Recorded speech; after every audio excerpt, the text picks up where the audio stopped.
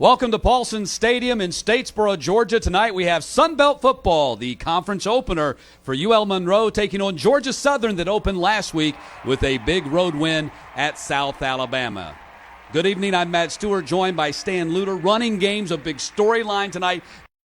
You've got to run the football to have a chance to win. And Georgia Southern, you know they will run it. They're number 2 in the nation rushing the ball. They made no pretense about the fact they're going to run the football. And if you like running backs, Ben Luckett, the sophomore, ran for over 500 yards last year. Is a guy you want to keep your eye on for the Warhawks. And Matt Breida, what can you say? Over 3,000 yards rushing through his career. One of the best running backs, not only in Georgia Southern history, but in Sun Belt football history. Breida, Luckett, two of the very best the conference has to offer. Eagles rushed for 788 yards in their last 2 wins against the Warhawks over the last 2 seasons. It's Georgia Southern and UL-Monroe will have the opening kickoff coming up right after this.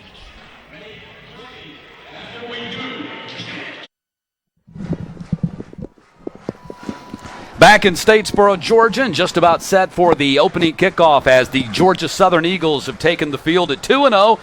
A 54-0 win over Savannah State in their opener, then a 24-9 win at South Alabama last Saturday night. And as Stan mentioned, a tough loss for ULM last week as they were obliterated at Oklahoma after winning their opener 38-21 against Southern. But 2 of the newest coaches in the Sun Belt Conference going up against each other here tonight. Stan, the Warhawks, and Tyson Summers for the Eagles. And what a great start for Georgia Southern. Couldn't be better, really. 2-0, and they've yet to give up a touchdown this entire season.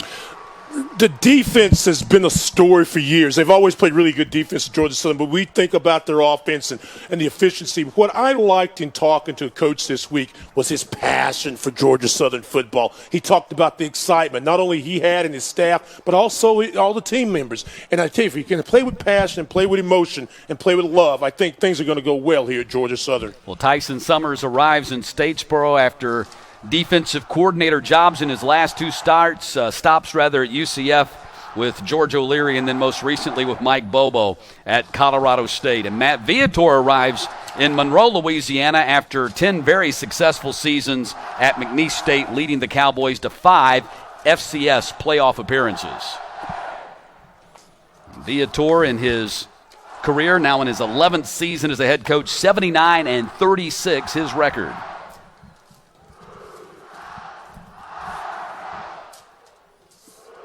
Eighth all-time meeting between these 2 teams, with Georgia Southern leading the series 4-2. And the reason why there's only 6 results in the 8th all-time meeting, they vacated their 2014 victory because of NCAA sanctions. That was the last time they played here at Paulson Stadium as the Eagles won the 2014 Sun Belt Championship in their inaugural league.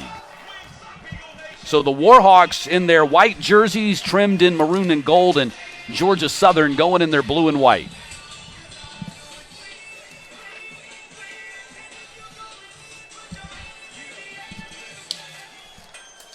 Tyler Bass tees it up and will kick off for the Eagles.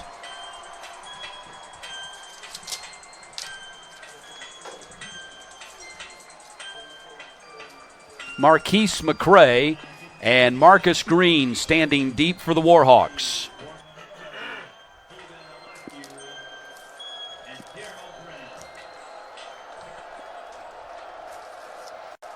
Expecting a packed house here at Paulson Stadium tonight. It's Parents Weekend here in Statesboro. They think they might have a shot to break the all-time attendance record here.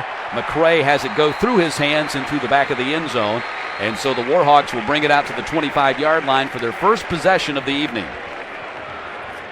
And led by their redshirt freshman quarterback, Garrett Smith. Actually, he's a redshirt sophomore now after a great season a year ago. He is number 2 in the conference in total offense, over 307 yards per game. He's thrown 4 touchdown passes, just 2 interceptions, and he's also their leading rusher so far this season.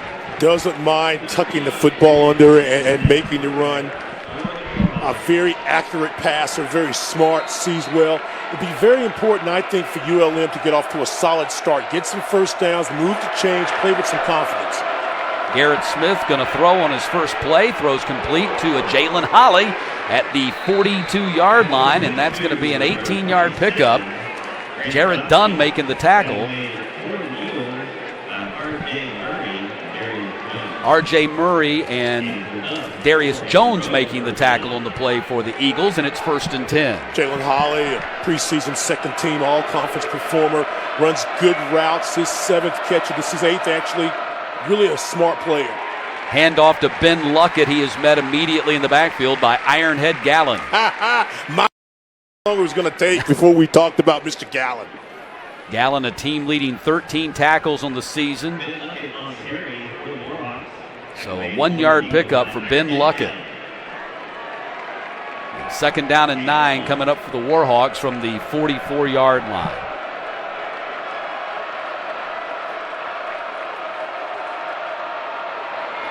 Keeper by Smith, and Smith up to the 49-yard line, tackled by Ukeme Iligwe, the transfer from Florida State. And Garrett Smith gets it across the 50-yard line, just across the 50, brings up a 3rd down and 3. Garrett Smith and Luckett, 1 and 2 in rushing for this Warhawk team. First 3rd down conversion of the season, 13-31 going into this afternoon. Had a lot of problems last week against Oklahoma converting on 3rd down. Eagles had the top 3rd down defense in the conference, #1, allowing less than 21%. Smith on the run, and Smith is going to be sacked back at the 47-yard line. William Bussey, the linebacker, the first guy to get to him, and it's going to be 4th down. Georgia Southern does a great job of putting pressure on the quarterback from a lot of angles. William Bussey, the senior, already with 2 quarterback hurries, comes from his outside linebacker spot, pressures Smith, brings him down. 4th down, Warhawks. So Dayton Balvan steps onto the field for the Warhawks to punt after they'd gotten the ball to midfield. Monte Crockett, one of the top return men in the Sun Belt Conference, stands at his 8. Balvan's averaging 43 yards per kick, which is 4th best in the conference. And a boomer, Crockett steps up to the 11 to take it. And Crockett is going to be dropped immediately by Jarrell Brown, and that's where the Eagles will put the ball in play. Right there about the 11-yard line. First time to see the offense here for the Eagles, and they're rotating 5th-year senior quarterbacks. Fabian Upshaw is going to get the start again tonight after starting last Saturday night against South Alabama. We'll talk a lot about Upshaw and his ability to run the football, run this team. A very solid passer, was the MVP of the GoDaddy Bowl last year. And also Kevin Ellison, 2 outstanding quarterbacks. They kind of dismissed the theory if you've got 2 quarterbacks, you don't have one. They've got 2 quarterbacks, and they're very good quarterbacks. Pitch goes to Breida. Breida tries to turn the corner and does, picks up just a couple of yards on the play.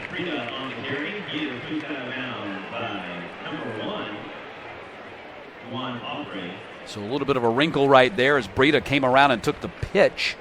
And it's going to be 2nd down and 8. Offray, the cornerback, knocking him out of bounds. 2nd down and 8 for the Eagles. Spread option attack. You'll see 3, sometimes 4 wide receivers, maybe even an open backfield to try to get their backs in open space and create one-on-one matchups for them.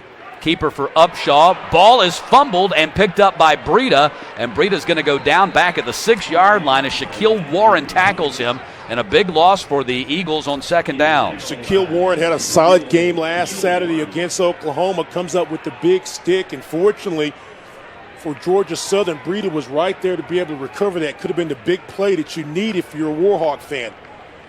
Okay, there's a read, popped out, and Breida carrying out the fakes, able to get that ball and save what could have been a big disaster. They spot the ball at the 7, so 3rd down and 14. Goes to Breida. Not much doing for Breida on that carry right there. I think Warren again was the first guy to hit him, and it's going to be 4th down, and the Eagles are going to have to punt out of their own end zone. Something they're not accustomed to doing very often over this season. Yeah, Matt Flynn has punted just 3 times in their first 2 games, an average of just under 38 yards per kick, and he's going to stand inside of his own end zone to kick this one away. Marcus Green stands back at the 47-yard line.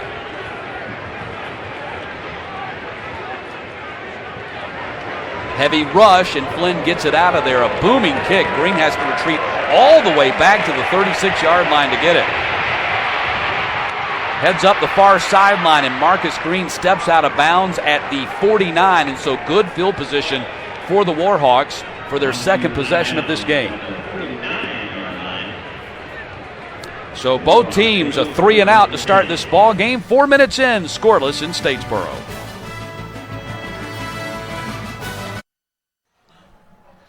Back in Statesboro, scoreless here after the two teams go 3-and-out.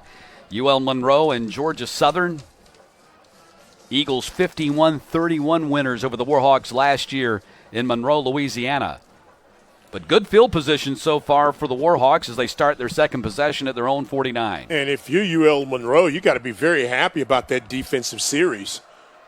Smith goes to the air and throws complete to Xavier Brown, who makes the grab at the 44-yard line and picks up 7 on the play. We talked in the open about some outstanding running backs. There's some outstanding, especially for this Warhawk team. Xavier Brown, R.J. Turner. We've already seen a Jalen Holly. Keep your eyes on these guys throughout this ball game. That was the 4th catch of the season for Xavier Brown.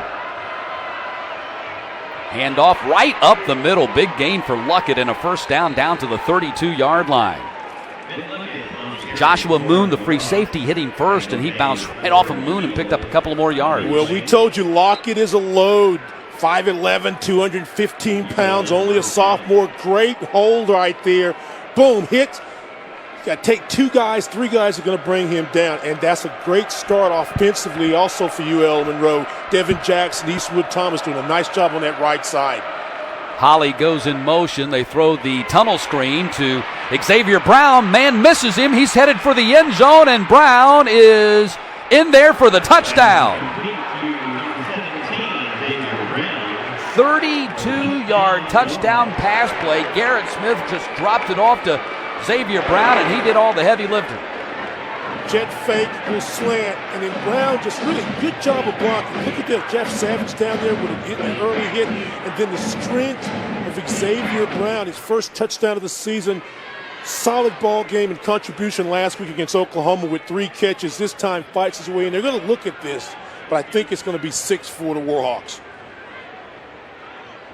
I think the question would be, did he have possession across the goal line? Ball popped out as he got there. But a huge play for the Warhawks, who've done well offensively, and that's one of the things that Matt Viator talked about with us, Stan, is that he's been happy that they've been able to move the ball. Their numbers are good. They're 4th in the conference in scoring and rushing and passing and total offense. Take another look at it. Let's see. Did the ball get out? Yeah, he got in. Yeah, he got in easily. Xavier Brown with the touchdown, 5th touchdown pass of the season for Garrett Smith. And a 6-0 lead for UL-Monroe.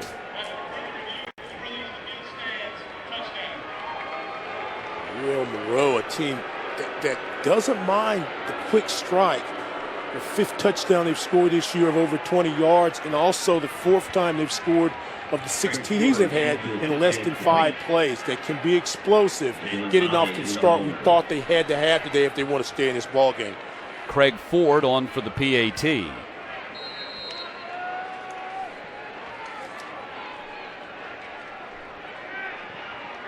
He puts it through. Now 8 for 8 on the season, and the Warhawks have taken a 7-0 lead on Georgia Southern. Matt Viator's team. Impressive start, taking advantage of good field position, and the touchdown pass from Garrett Smith to Brown gives them the early lead.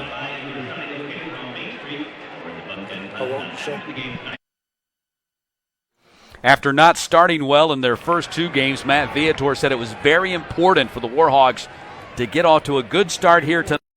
The Eagles, and Stan, they've done that. Well, we talk about you've got to get off to a quick start, especially on the road. If I look at keys to this ball game, things that you've got to do if you're a Warhawk, they've got to tackle well and be disciplined. The early offense, setting the tempo, and converting on 3rd down. They did that on that drive. They're able to get points on the board. Ford with the kickoff. Crockett will have a chance to return this from the 5.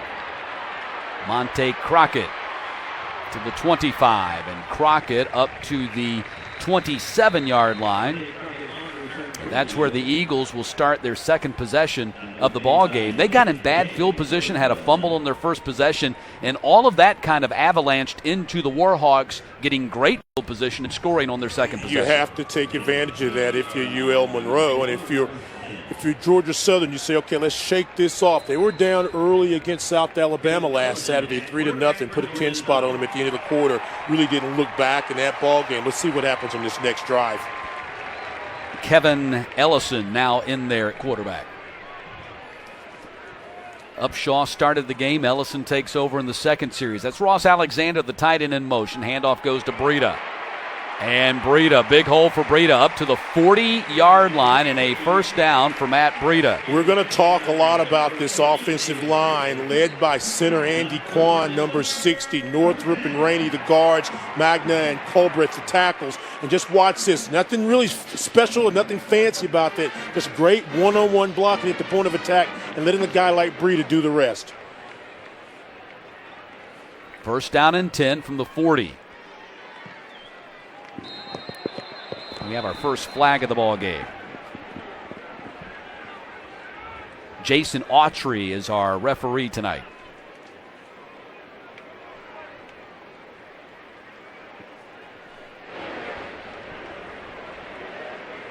The Eagles have had some problems with penalties. They're 9th out of the 11 teams in the Sun Belt in penalties, and that's their first of the night, a 5-yard mark-off coming. Averaging 9 penalties a ball game over 2 games. And again, you look at one of those games, win over Savannah State, a close game last Saturday against South Alabama. And as coaches talk about over and over again, if you're going to be a good team, if you're going to play late in November, you can't have careless mistakes. Those penalties are setting them back. Kevin Ellison, number 8 in the conference in rushing, 71.5 yards per game. He's yet to throw an incompletion this year. He's 6 for 6 in their first 2 games. Small sample size. He's going to run the pitch, and he's in trouble instead, and he's going to take a loss way back at the 33-yard line. And this Warhawks defense has come out and played very inspired here at the start of this game. What was the other thing we just said about the keys for them winning this game? You have to be tackled and play with discipline. Great eye discipline. Watch the option. Not able to turn the corner. A great job of turning them inside. And then the game tackling. Count the white shirts. 3, 4, 5 of them around the quarterback. Led by Chase Day, number 32, the Mike linebacker. Second down and 16 for the Eagles. Again going in reverse back at their 34-yard line. Caleb Tucker at one end. Shaquille Warren, we've already called his name, at the other defensive end, have got to play solid football today. Fields takes the toss from Ellison. And he's going to get back to the original line of scrimmage, but a flag out. This could be going against the Eagles. And a second flag comes out. That might go against the Warhawks.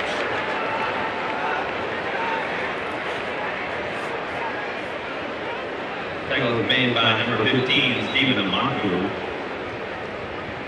I think he may have a possible late hit. We'll wait and see, but nice job defensively by Monroe to keep Ellison from getting outside and turning the corner.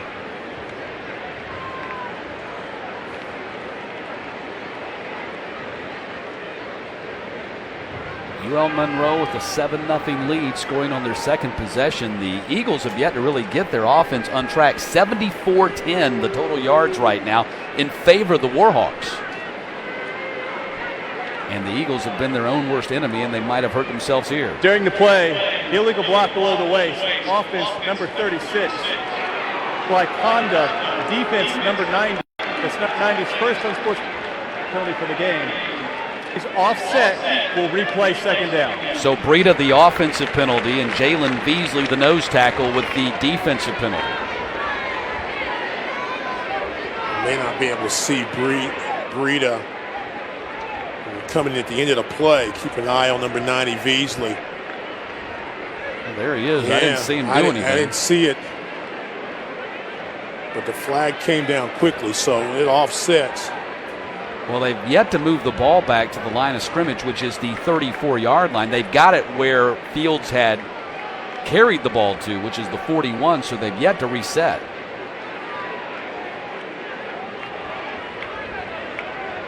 Interesting, they're going to spot the ball at the 41, but that's not where it was before the play started. It was back at the 34. Yeah, they're talking about it now.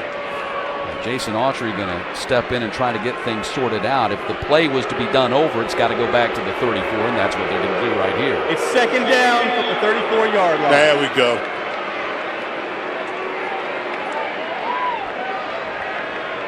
So back to second down and 16 for the Eagles.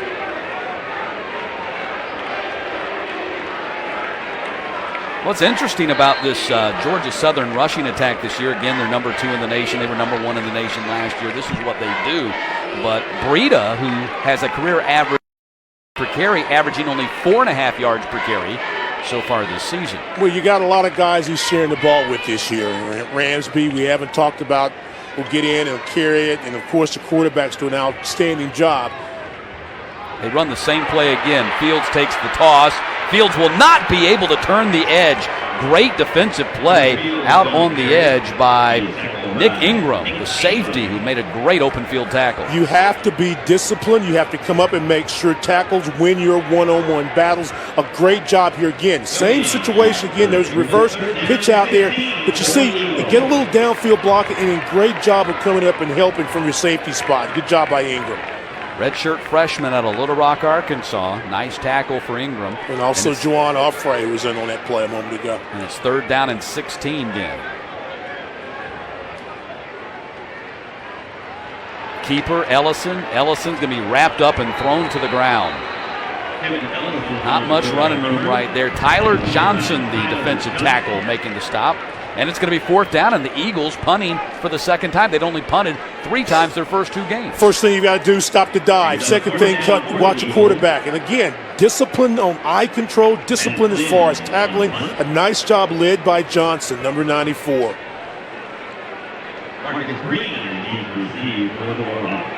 Marcus Green, the sophomore out of Mississippi, stands back at the 20-yard line to take this kick from Flynn.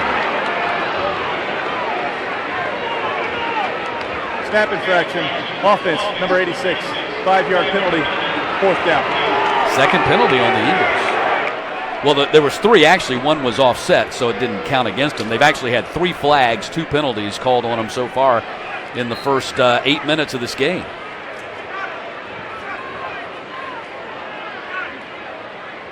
Flynn.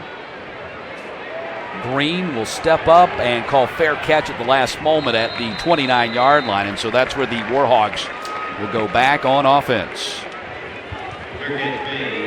I think Garrett Smith is going to prove to be a pretty dangerous weapon in this conference. It's his second season as a starter.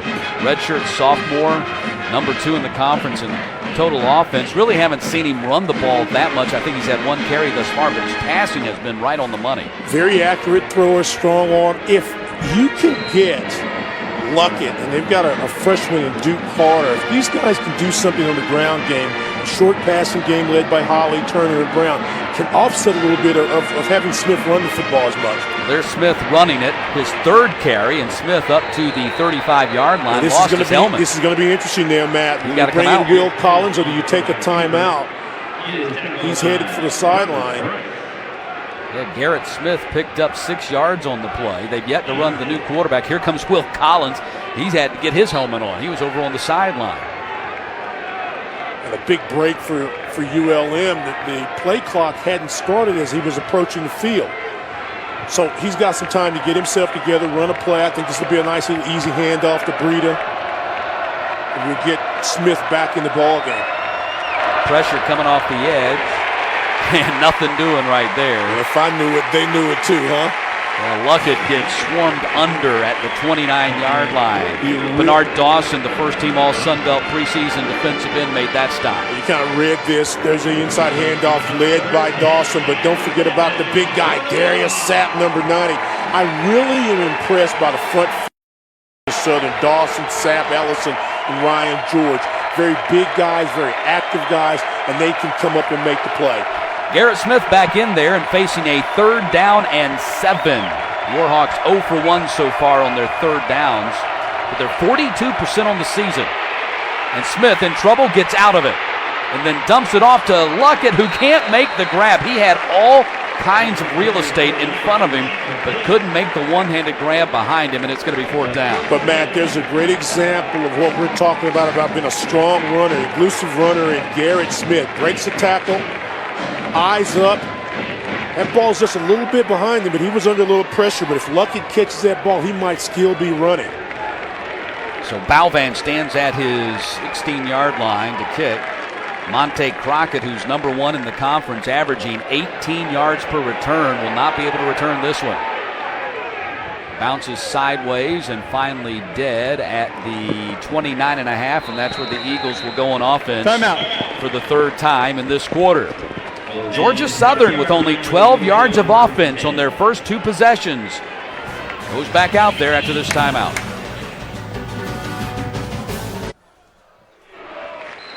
Slow start for Georgia Southern as they trail UL-Monroe 7-0. Matt Viator told us that his defense really had to play assignment football this week, and they've done a good job of executing that. Upshaw in the ball game, got a man open and overshoots Malik Henry, who would have scored. You had a feeling that they would try to throw over the top pretty soon. With 7, 8, maybe even 9 guys in the box, they've done a really nice job in stopping the run game. Georgia come out after the timeout and try to go deep, and just a little bit too much air under the football that time by Fabian Upshaw. There's 2 opportunities, one for both teams, where you get big plays going. 2nd down and 10, Wesley Fields on the carry, and Fields picks up about 3 on the play. Fields, the sophomore out of Americus, Georgia, he was an option quarterback in high school. Actually came into this ball game as the Eagles' leading rusher so far this season. Talking about Breida a moment ago not having as many yards. You've got Upshaw, you've got Breida, you've got Fields, you've got a lot of options. And so if one guy's not having a hot hand, you hope another one will be. Upshaw rolling to his right under pressure, makes a man miss. Now scrambles and runs forward. Will not get to the sticks, however. Nice open field tackle by David Griffith, their leading tackler, and it's going to be 4th down. Yeah, really like David Griffith for the linebacker spot. And again, you see how elusive these quarterbacks are. You break from one tackle. As Upshaw gets to the outside, though, head up looking to go deep. Gets away from Tucker, but keep your eye on 14. He brings him down. That's my man, David Griffith.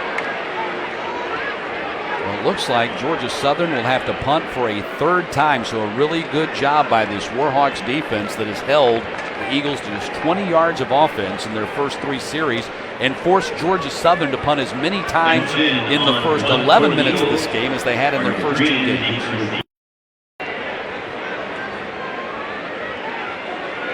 And remember, this is a UL-Monroe team that was down 42-0 at halftime. Offense, number 55. 5-yard penalty, 4th down. You know, they didn't play that bad in the first half. They had some opportunities. Remember, early in the ball game, had a 4th down and short, weren't able to convert.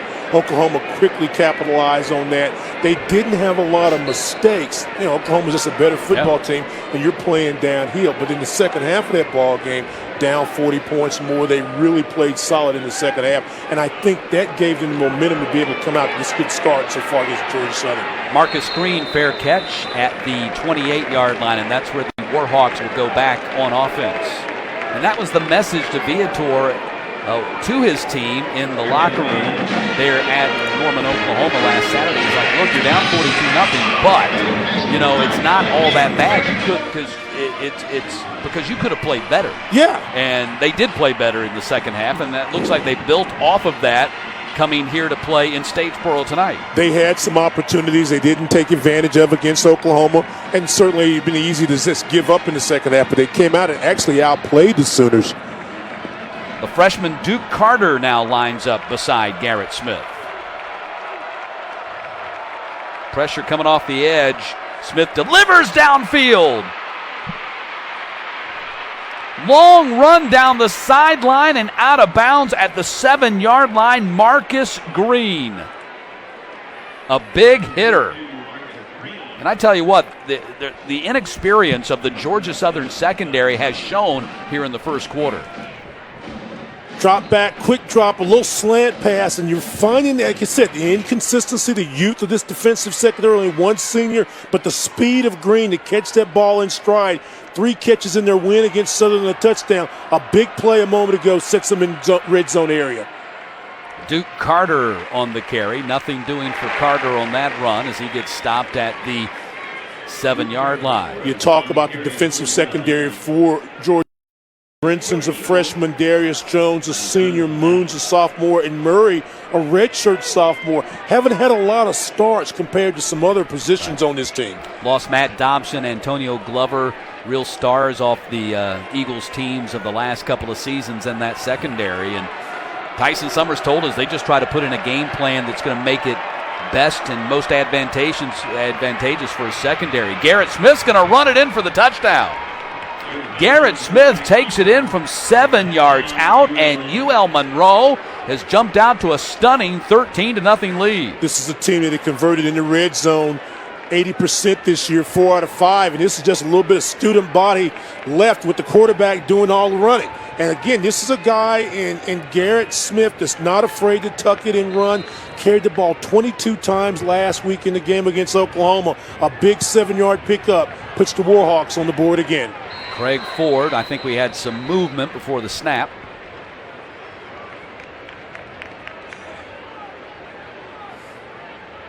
But how about the Warhawks jumping out to a 2-touchdown lead on the Eagles here in Statesboro?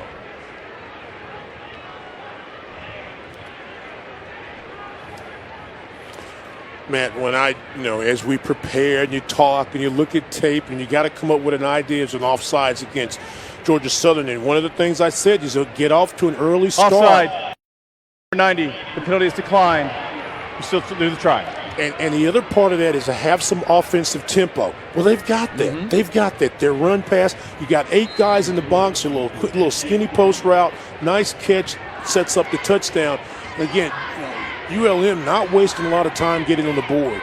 And not a fluke either, as Ford puts it through to make it 14-0. A 149-20 total offense advantage for the Warhawks in the first 12 minutes of this game, as they have built a 2-touchdown surprising lead. What did Coach Sutton say to both of us this week? We've got to eliminate the big plays. We had a 32-yard touchdown pass a moment ago. A plus 50 pass and catch on the next possession that sets up a touchdown. Not the start that the Eagle fans and the Eagles wanted to have. You've got to put pressure on the quarterback. They've not been able to do that and clean up the penalties. They've not done a good job of that either. Well, Stan, this is a Georgia Southern team that had not allowed a touchdown in 10 consecutive quarters, dating back to last December's GoDaddy Bowl when they beat Bowling Green 58-27. They had gone 28 series and 10 quarters without allowing a score, and the Warhawks have kicked that to the curb and scored 14 points here in the first quarter.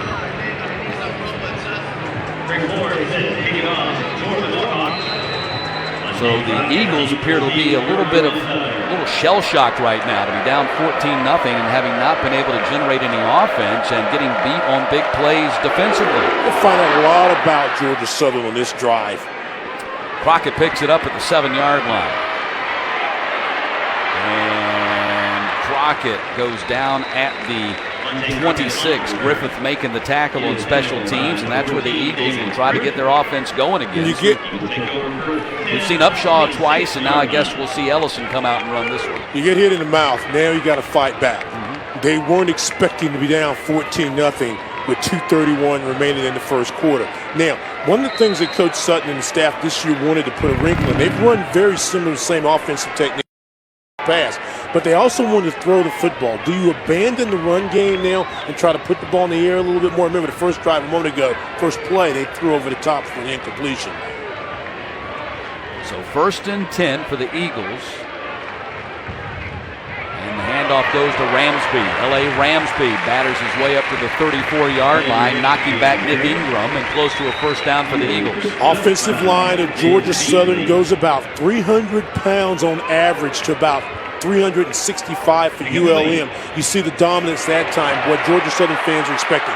Ramsby, another first down, crosses the 50, and finally tripped up at the 46-yard line by Griffith. A couple of big runs by L.A. Ramsby. Ramsby, also one of those former high school quarterbacks. Great speed, excellent vision. Starts inside, bounces to the outside. Now the offense for the Eagles in the rhythm. Eagles go up-tempo, go to Ramsby again. It looks like they found a magic potion here with Ramsby, who had not played much in the first two games. In fact, did not play in the opener against Savannah State and did have 5 carries and a touchdown against South Alabama last week. But he's a guy that can score the ball. Had 3 touchdowns last season, can run. Also the ability to catch the ball in the backfield. Complete Ellison to B.J. Johnson and another first down for the Eagles. So the Eagles have increased the tempo and kind of taken the momentum away from ULM. Quick step by Ellison. Get Johnson in an opportunity to catch the ball, get a first down, keep the chains moving, go to the line of scrimmage, run another play. Breida in the ball game. Breida gets the handoff, and Breida picks up about 8 yards down to the 22. You are not going to be able to get Breida on one hit. He's got to be game tackle. Again, we talked about Matt Breida. Over 3,000 yards of a career, one of the top runners in Georgia Southern history. Hits once, bounces a second, leans forward, picks up 8. Second down, Breida gets it again. Another first down for the Eagles as Breida is down to the 14-yard line. Nick Ingram making the tackle, but another first down for the Eagles. They look like a different offense on this series.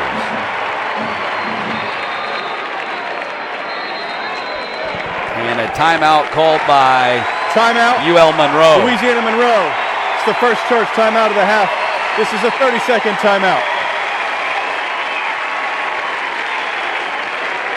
So the Warhawks getting pushed down the field by the Eagles on this possession have to call a timeout to catch their breath. And it started with that guy, number 1, Ramsby, just being able to bounce to the outside. You're going to play with 7 or 8 guys in the box. If you're able to initial break from the line of scrimmage, get to your outside, you can make big plays. He's got not only the power to go inside, as well as the speed and a very good effort to hit strength by L.A. Ramsby. So 1st and 10 for the Eagles at the Warhawks' 15-yard line. After falling down a couple of touchdowns here behind Kevin Ellison, this Eagles offense has started to move. You see the first 3 drives all ended in punts. They've gone 6 plays, 59 yards in 94 seconds on this, their 4th possession. Ramsby gets the ball again. Ramsby inside the 10-yard line and down to the 7-yard line for Ramsby. Curtis Rainey just demolished Beasley. Keep your eye on number 75. Just look at that. Just there's a hole wide enough for you and I. Ramsby again, this time tackled by Cortez Cisco. And now it's going to be 3rd down and less than a yard. Ball just shy of the 5-yard line with 15 seconds to play in the quarter. Keeper, Ellison, touchdown.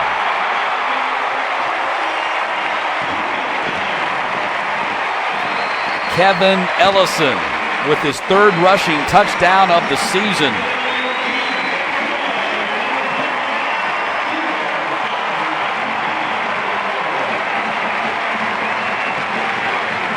Seen a heavy dose of Ramsby. This time he faked it to Ramsey, pull it out, and Ellison knows exactly what to do. And that looks like the Georgia Southern offense that we've grown to expect over the last couple of seasons.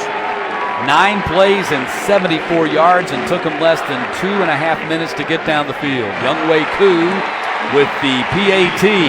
And with 7 seconds to play in the quarter, Georgia Southern climbs back in the game with an impressive drive to cut it to 14-7. 10th drive this season, between 6 and 10 plays. Typical Georgia Southern offense. Pound you inside, outside, maybe over the top of this continuous steady diet. And finally we saw some offensive rhythm. The offensive line controlled the neutral zone, did a great job, and Ramsey spurt gets the Golden Eagles in the end zone. Well, I think one of the big keys, Stan, was that they increased the tempo. Yes.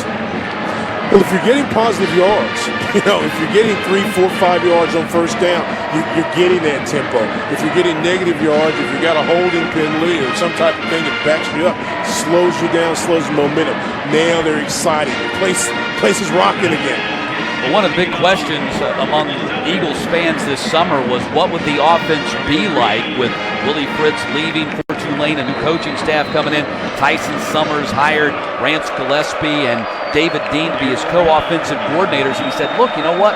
We're not going to let our egos get in the way. We're not going to try to take a round peg and stick it in a square hole. We're going to do what these players do best. And that's what they've done. They have changed the offense a little bit, but not a lot. They've made some tweaks, and you should make some tweaks. But what, again, you're doing is you're running a system that these guys are very comfortable with. Look, they won a bowl game. They won 9 games last year. They were doing something right. You've got a lot of those guys returning. You make a tweak here. They're trying to throw the ball a little bit more. But otherwise, with the stable running backs that you have and 2 outstanding quarterbacks, I'm not making a lot of changes. Very, very smart decision by Coach Summers. Well, I ain't messing with him. Well, you can see why Coach Summers said, I'm a blessed man. He takes over a program that had gone 14-2 their first 2 seasons in the Sun Belt. And you love this comment about no ego for me. My coaches are our players. Smith going to head downfield on the final play of the first quarter. Nice open field grab by R.J. Turner, who had a huge game last week against Oklahoma. And that's a big first down catch for the Warhawks on the final play of the first quarter. R.J. Turner does a really nice job running an out route, getting the ball on the sideline, and again, making the pass on first down. The Warhawks have a 14-7 lead after 1 quarter. We've got ourselves a game here in Statesboro. Both these teams motoring up and down the field.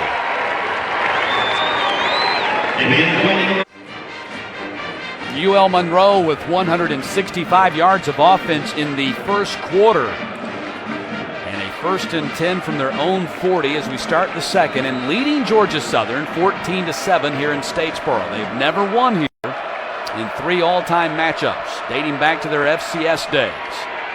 Duke Carter on the carry, and Carter picks up a couple of yards. Just before the break, you've got a little out route.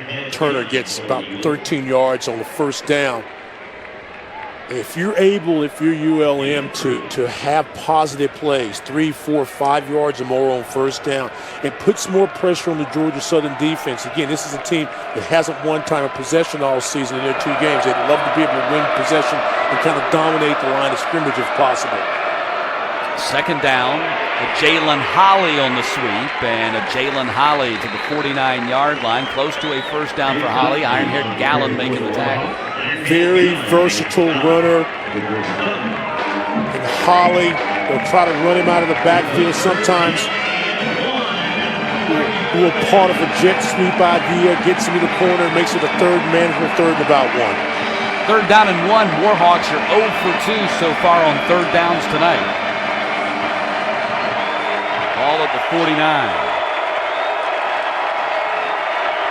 Garrett Smith will keep it and pick up the first down and more. Garrett Smith down to the 44. Gallen makes another tackle. What a big run by Garrett Smith, who has been their leading rusher so far this season. In fact, number 6 in the conference, averaging 77.5 yards. A nice job on the offensive line. Devin Jackson 73 and Sutton 75, the left guard, kind of clearing the way. And you've got a quarterback that's not afraid to tuck it. Remember, he carried the ball 22 times last Saturday in that loss against Oklahoma. Smith, time to throw, off his back foot, nobody open, throws it away. The tight end Alec Osborne was the guy closest to the pass, and it's going to be second down. Alec Osborne, 6'4", 235-pound senior, primarily a blocker, but can catch the short out routes. And a guy that had a really nice game, we haven't seen it so far today, is Kyle Nevels, the freshman. Had a nice game against Oklahoma with 2 catches, especially something over the seam. So second down and 10. And this offense has moved the ball very well here in Statesboro tonight, despite the fact they got bad news this week that Tyler Kane would not be eligible for a 6th year from the NCAA. They were holding out hope that their 6th-year senior would get a chance to play. Gallen on the tackle, and that's the running back Ben Luckett right up the middle. Deshaunte Gallen, if you really want to be technical about it, but his friends and loved ones call him Ironhead. And Ironhead lets you know he's all over the field making plays. Range, smart, determination. That's number 27. Third down and 8.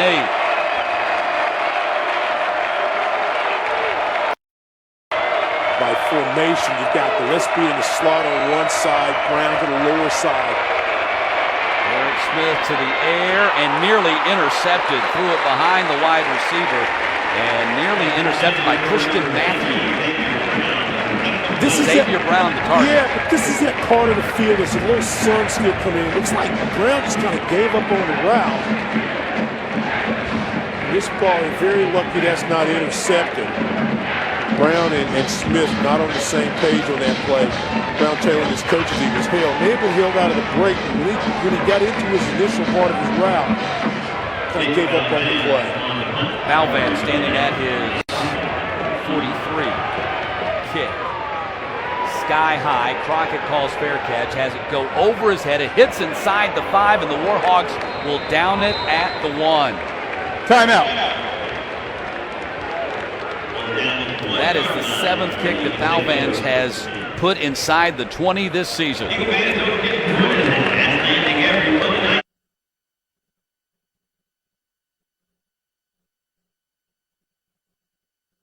in the first 2.5 minutes of the second quarter, and pinned deep in their own end at the 1-yard line. Remember when we said a moment ago we'd find out a lot about Georgia Southern on that drive, and we did. A nice 9-play touchdown scoring drive. Now, the heels of their end zone, what can they do? Breida. Great run by Breida to get out from the 1-yard line up to the 15. Great balance. He was nearly tripped right at the line of scrimmage. To be a great running back, but you've got to have balance, excellent balance.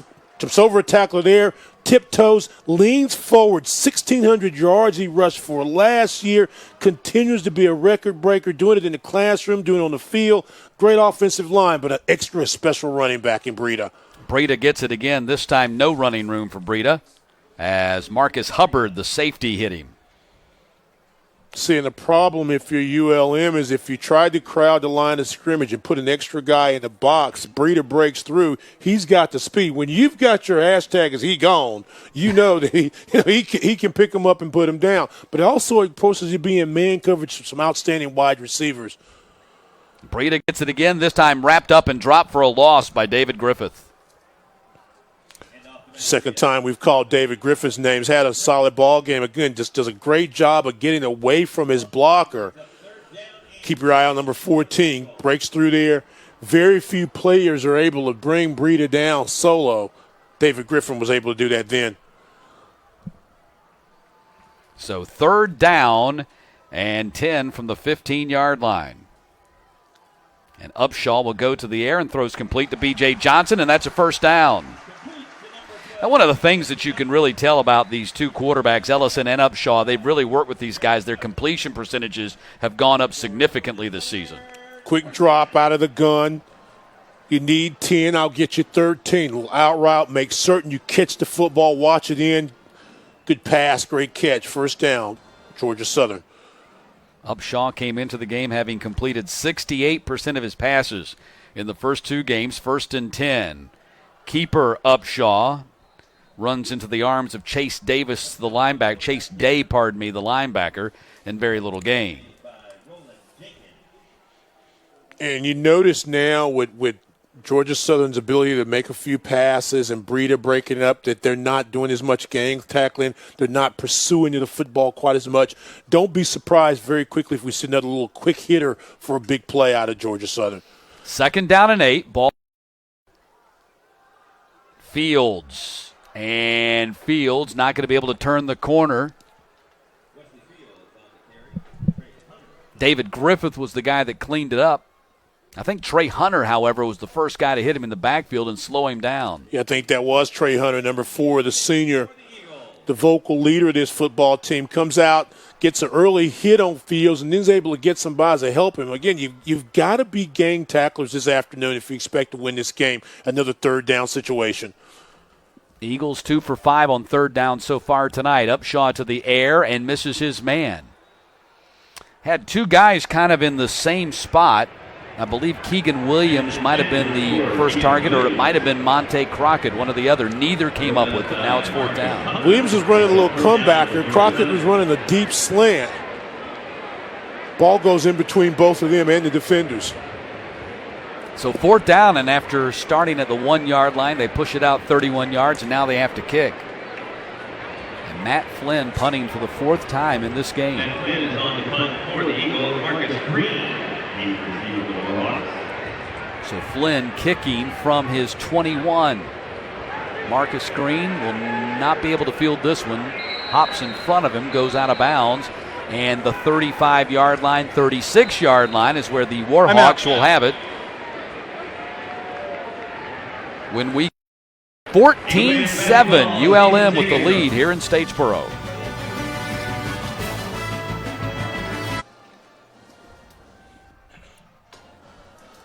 $9:25 to play in the first half.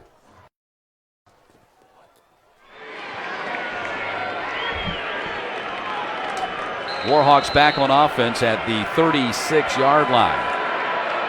21st play run by the Warhawks, and it is a pass completion to Xavier Brown. Eagles have run more plays, they've held the ball longer, but the Warhawks have more yards, and they lead by 7. Short out pass. Smith to Brown, picks up about 7 yards, now makes 2nd down very, very manageable. 2nd down and 3, ball at the 43-yard line. Handoff goes to Carter, and Carter going to be stood up at the 45-yard line. Take a guess who was on the hit. Ironhead Gallen. Named that by his dad. 3rd down and 2. First look guy. You can just imagine how he got that nickname as a kid. And would you argue with him? Can cover, does it in the classroom, can cover a back out of the backfield, can come up and make a big hit. Needs something out of Ironhead now. Not going to get there. Big defensive stand by the Eagles right there. R.J. Murray, the safety, comes up to meet Garrett Smith before he can pick up the first down. You love the fact that your defensive backs, your free safety, can come up and make plays. And that time, if R.J. Murray doesn't come up and make the stick on Smith, Smith's going to make that first down. His extra effort nearly got that. But a huge hit by R.J. Murray. Eagles going to get the ball back. Malvans comes out to kick again from the 30-yard line. Crockett standing deep at the 10.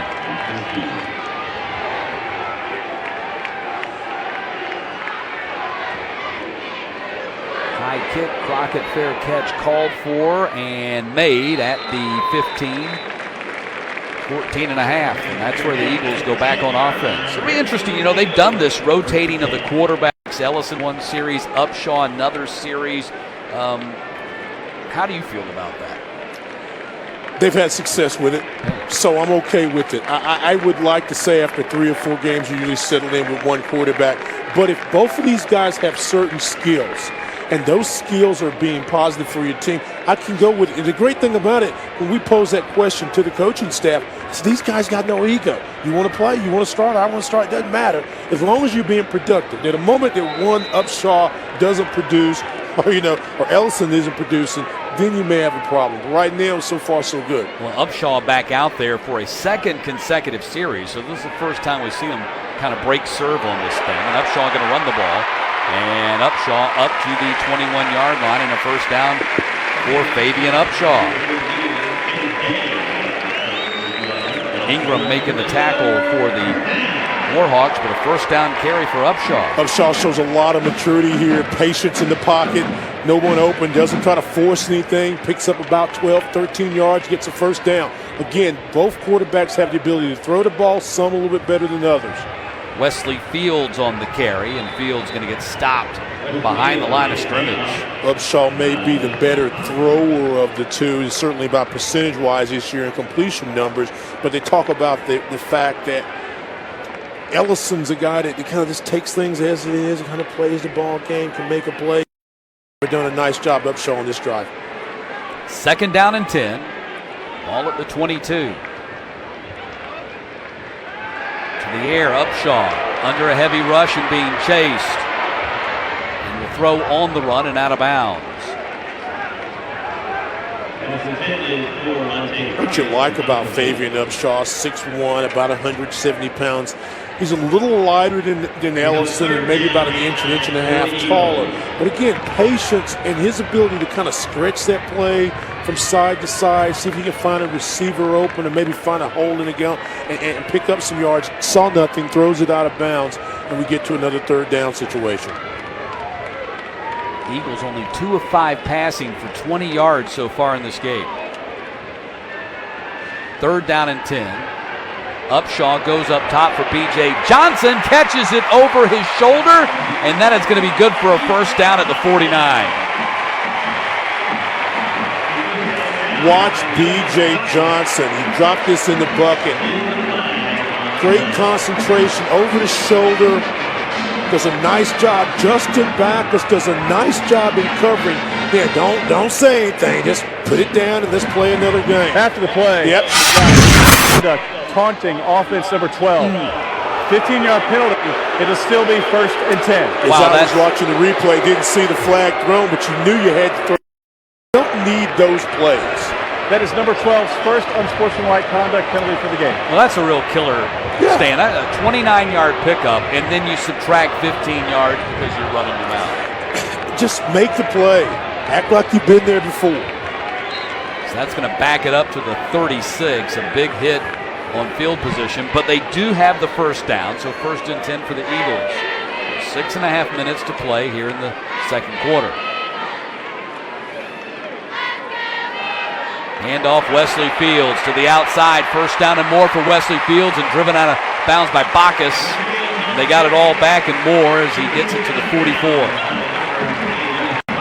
Last drive for the scoring drive. We saw Ransby do a great job inside and out. Don't forget about Breida. Now you've got Wesley Fields. Bounce to the outside. The speed.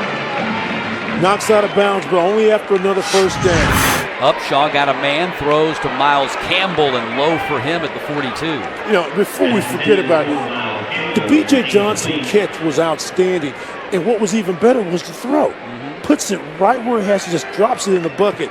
There's all kind of finesse. You forget about it because of the mental lapse a moment ago. Keep your mouth shut, make the play. 2nd down and 10, ball at the 44-yard line. 137 yards rushing now for the Eagles. Option, pitch goes to Fields, and Fields going to get submarined at the 44-yard line. Alex Johnson, the safety, making the tackle, and they lost a yard on the play. Another good job that time by one of the defensive players, defensive backs, the safety, strong safety Johnson, just stretches this play. Not enough space in that time on the pitch, and Johnson submarines and makes a huge tackle on Fields. 3rd down and 11, another 3rd and long for the Eagles. They're 3 of 8 on their 3rd downs in this game. Converted on that last 3rd and long on the beautiful pass catch by B.J. Johnson. 3-by-1 formation, you think pass. Upshaw going up top, and Crockett can't run under it. And it's going to be 4th down. Intended for Monte Crockett. Passing game, outside of that great throw and catch by Upshaw and Johnson, been a little bit spotty here in the first half. And again, I'm not certain that there was not some type of miscommunication. Miles Campbell was the inside receiver, number 6. He kind of just stops. And we had There's a flag Yeah, did you see thrown that? at the sideline. This is going to be on the Eagles. There is the flag on the play.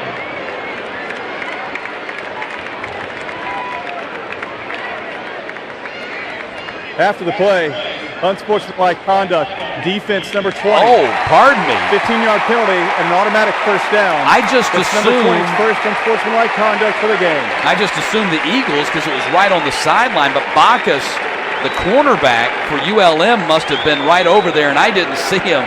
And so that's going to give the Eagles a first down. So B.J. Johnson had a bonehead play, and now Backus has an even bigger bonehead. And you've got to think that was precipitated from the play a few moments ago between he and Johnson.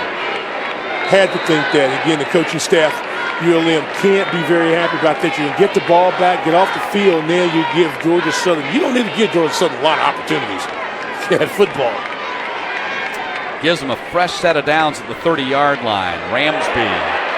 L.A. Ramsby down to the 25-yard line. Trey Hunter making the tackle, but a 5-yard pickup for Ramsby. He has been their leading rusher so far in this game. Now 51 yards ball game for Ramsby. Your Warhawks, you should be off the field right now trying to go the other direction. Let's see if Georgia Southern makes him pay for that mistake.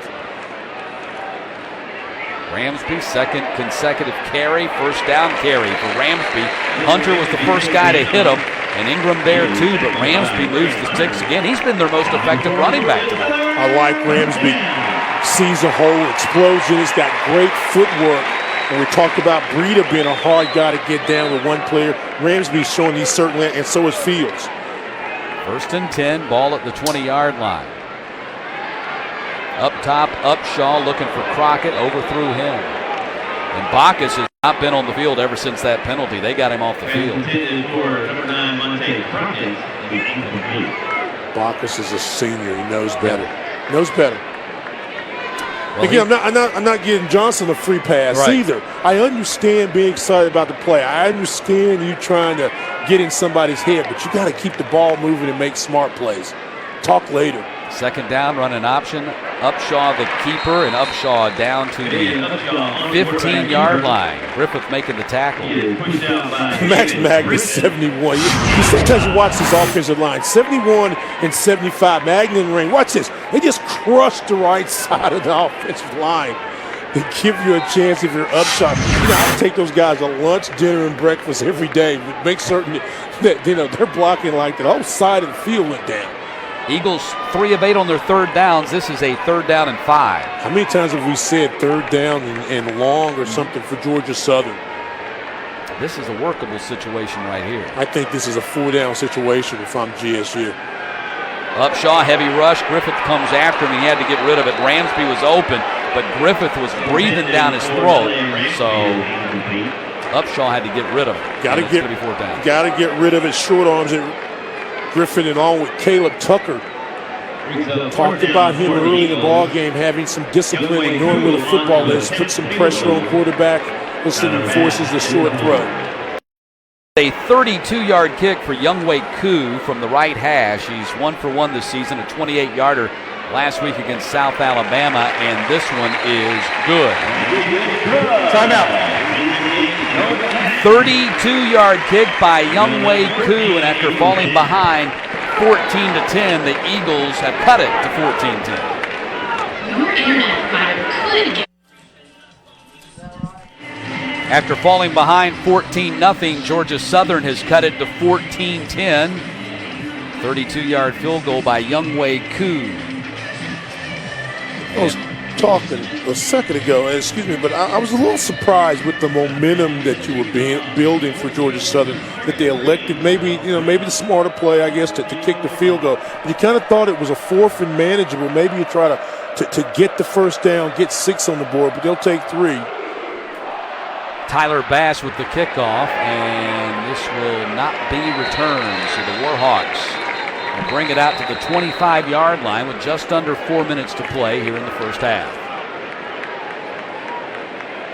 Tyson Summers, home state kid, I should say. Played his high school ball at Tift County High School. A couple of hours from here, went on to be a all-conference linebacker at Presbyterian. Been a defensive coach his entire career until getting his first head coaching assignment here after Willie Fritz left for Tulane. Said all he dreamed about being was a high school football coach. Man, he's living the life. He's the head coach of the Eagles. Keeper Garrett Smith going to be wrapped up immediately. No running Smith right there. Ryan George making the tackle for the Eagles. Try to make ULM one-dimensional right now. Ryan George comes back from his DN spot, flexing that left arm a little bit with a solid tackle. Now you're uphill. 2nd and 9.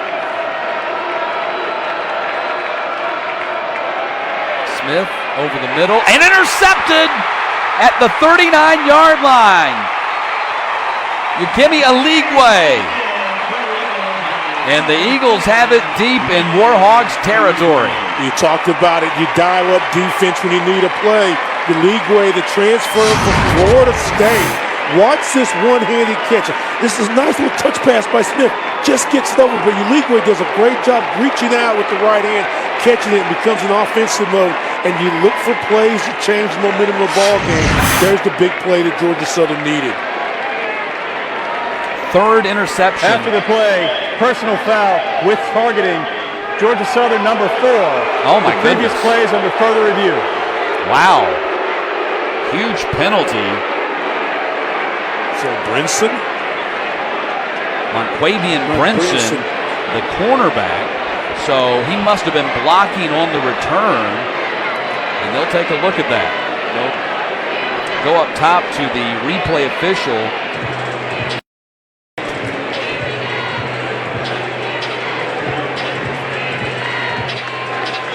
Well, the penalty stands, so they've got a 15-yard mark off here at the 41. Now the question becomes, was it indeed targeting? And if that's the case, then Brinson will be done for the night. Personal foul penalty is already in play. Brinson, a freshman from Atlanta. See if Mays High School. Watch number 4. Keep your eye on number 4 right there. Let's watch him. Oh, that's what the targeting penalty is going to be right there. I don't think that was. I think he hit him in the chest. I did too. I thought he hit him with the shoulder. I thought he hit him with the right shoulder, high in the chest, but not in the helmet. But that's the play that's in question right now. So it was not a blocking on the return. It was on the pass play.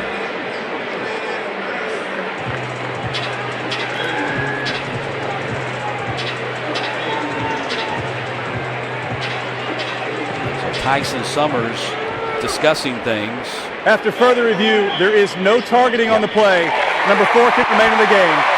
There is a 15-yard penalty. It will be 1st and 10 for Georgia Southern. So the personal foul penalty, and I even have question about that, but the personal foul penalty stands. The only thing I'm going to ask you, does he leave his feet? That's a great interception.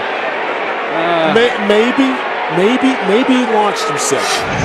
That's the only thing I could see to make the personal foul. Yeah.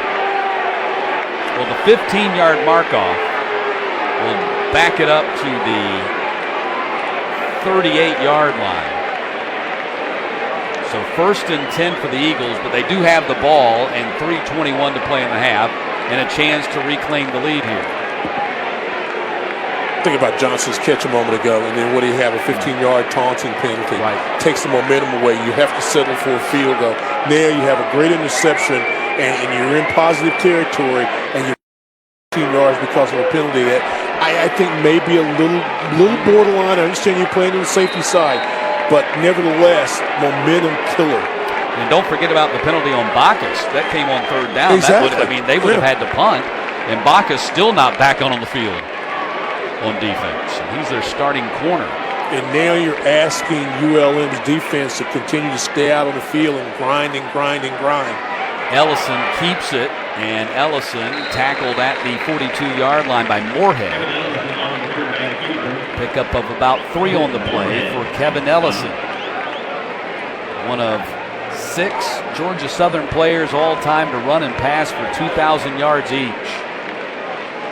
We'll be talking to one of them at halftime when Hall of Famer Tracy Ham joins us up in the booth. 2nd down and 7. Ellison to the air and nearly intercepted by Griffith.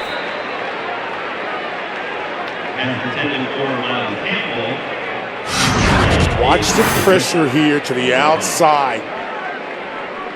Caleb Tucker comes in, gets away from the blocker, and makes quarterback have to throw this ball just a second or so before he wanted to.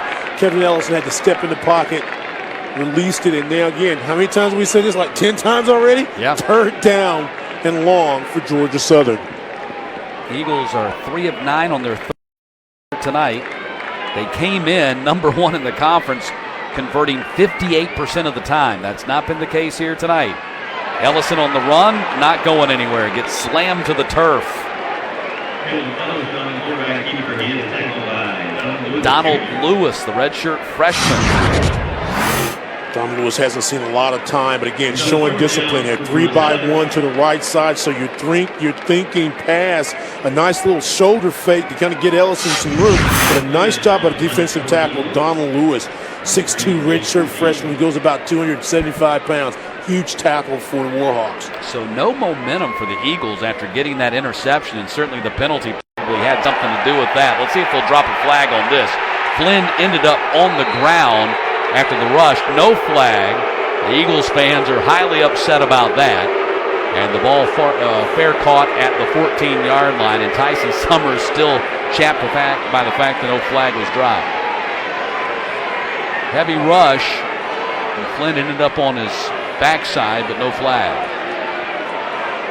And past coming in here, the Performing Arts Department. And I think that we might need to think about that for Flynn.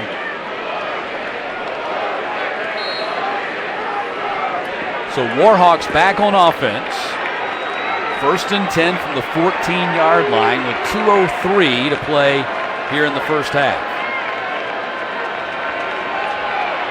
Don't want to do anything to change the tempo of this football game. Dump it off for Luckett.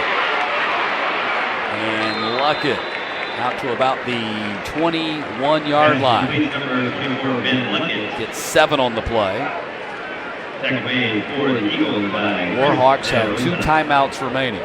You're right. You don't want to make another mistake like you just did with the interception by Aligwe on the previous possession. And you got to make a decision, too. 2nd and 4. Are you trying to be tempo and maybe get some plays, get some points on the board, or you want to try to make sure you get into the half? Xavier Brown with the catch.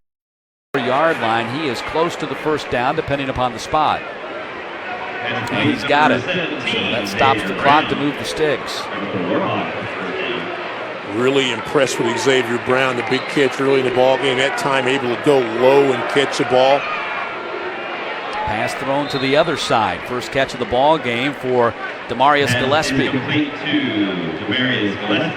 Short passes, safe passes for ULM. 2nd and 5, very manageable. Garrett Smith, 9 of 13 in the game. Throws, and it is caught by a Jalen Holly. That's another first down for the Warhawks up to the 41-yard line, and that will stop the clock to move the sticks. And now they're in a position where they can get some points out of it. And Garrett Smith, we talked about touch a moment ago. He really stepped in and rifled that ball to Holly. Holly protects it, catches it, gets the first down. Pushed it out here where they can be a little bit more aggressive, and they go for the home run, and Holly, and he can't run under it. Once you get it out there to the 42-yard line instead of your own 20, you can start opening up the playbook a little bit. They've got plenty of time left. And I like the call. Go deep. Try to take the top off the defense. Now let's see if they'll maybe keep the ball in some kind of spread option type play with Smith. Still with 2 timeouts remaining and 1 minute and 8 seconds left in the half. If you make them in a 3rd and long situation, if you Georgia the timeout in hopes that you can get them off the field on the next play and get the ball back with some time. The Eagles have 3 timeouts remaining. Smith throws. Luckett's got it. He should pick up the first down, and he does. Runs to the sticks and runs out of bounds at the 47 and a half with 1 minute and 1 second left in the quarter. Pulls up lame at the end of that play, but a nice call by offensive coordinator Matt Kubik. Again, we're thinking deep or maybe option, just a little out route. Let's see, does he pull up? Yeah. Hey, right there. Gradually stepping out of bounds on the right leg, but a nice catch again by Luckett in moving these chains. 1st and 10 from the 47. Garrett Smith throws and incomplete. Looking for Holly. No, Duke Carter. Pardon me. Duke Carter was the intended target. They were trying to get Carter out on a wheel route up the sideline, up the boundary. But under a little pressure, Smith not able to get his feet under him and get that ball up in the air far enough for him to run under it. 2nd down and 10 from the 47. Warhawks on top, 14-10, jumped out to a 14-0 lead in the first quarter. Smith gonna run. Fakes the throw and run down from behind by Aligwe. at the 45-yard line. He did not get out of bounds, so the clock continues to run, and I think the Warhawks might have earned a timeout. Big tackle by Leagueway. We saw an interception a moment ago. He's able to chase Smith down. Smith kind of gives you that hesitation. Louisiana-Monroe. Leagueway doesn't buy it. Full timeout. Takes him down and forces the Warhawks to use their second timeout of the afternoon. So 3rd down and 8 coming up. And they have 1 timeout remaining, which they have to bank in order to get a possible field goal out of this before the half expires. So what are you looking for on 3rd down and 8 if you're Matt Viator calling the play? I like run-pass option for Smith. You know, you get Holly, if you can get him in a man situation, or Turner. Xavier Brown's done a nice job with the little short routes, but you try to look for something smart. And the ability of Garrett Smith to run the football is going to put some pressure on Ironhead Gallen and the rest of those linebackers to say, okay, do you honor the run or do you try to drop back in coverage? But I like anything that can get Smith to the outside. I tell you what, Leagueway has been impressive too. Transfer from Florida State, a kid out of the Atlanta area, played at Stone Mountain High School there in Atlanta, sat out last year. I got him for maybe 3 tackles so far and an interception. So Leagueway, all big plays. That was a key one a moment ago. 3rd down and 8, ball at the 45. Can the Eagles get their defense off the field? Garrett Smith going up top, step for step, coverage and broken up at the last moment. What a play by Brinson, the freshman. He was running step for step with Xavier Brown, and it's 4th down. They went 3 by 1. The one to the opposite side was Brown, a speedster, but a great job by Brinson to get that left hand in and back that ball away. Plenty of time for Georgia Southern to try to get some offense going. Especially with 3 timeouts remaining. Now they force the Warhawks to punt. A little surprised they went deep on that. And didn't try to pick up the 1st down instead. And I guess they like the matchup there with Brown on the freshman. Valvans kicks it. It's going to hit inside the 5, and they're going to pin him inside the 5 for the 2nd time in this half. Man. Matt Powledge, the special teams coordinator, has got to be. That's the 2nd time, as you said, that they've been able to pin him inside the 5-yard line. And with 31 seconds to go, you've got to be very careful if you're Georgia Southern. You don't want to make a mistake down there. Especially since you're only 3 of 11 passing for 49 yards in this first half. And 3 of 12, 3 of 11, 3 of 12 in 3rd down conversions. Yeah, 3 of 10. And let's see who comes out to navigate this offense for the final series. It's going to be Upshaw. 31 seconds, 3 timeouts remaining, and down 4 points here. Upshaw, the stronger passer of the 2 quarterbacks. But he's only 2 of 9 in this game, while Ellison's 1 of 2. Looks like they're going to take a very safe formation with B.J. Johnson, the wide receiver, lined up deep. So they're just going to kill the clock and get off the field. In fact, the Warhawks are already moving in the direction of their locker room, and so are the Georgia Southern Eagles. All in all, a very impressive first half for the Warhawks, who came in here probably pretty big underdogs, given they were beaten by 20 points by this team at home a year ago. They jumped out to a 14-0 lead in the first quarter. Stan, they're going to take a 14-10 lead to the locker room. Georgia Southern outscored their opponents in the first half 38-6 so far, only able to put 10 points on the board. You've got to be excited if you're ULM, and if you're Georgia Southern, you're looking at penalties and missed opportunities kind of kept them from only getting more points on the board. 234 yards of offense for the Warhawks in the first half. Garrett Smith, 11 of 18 for 185 and a touchdown. And a big first half for Matt Viator's team in their Sun Belt opener. They take a 4-point lead to halftime.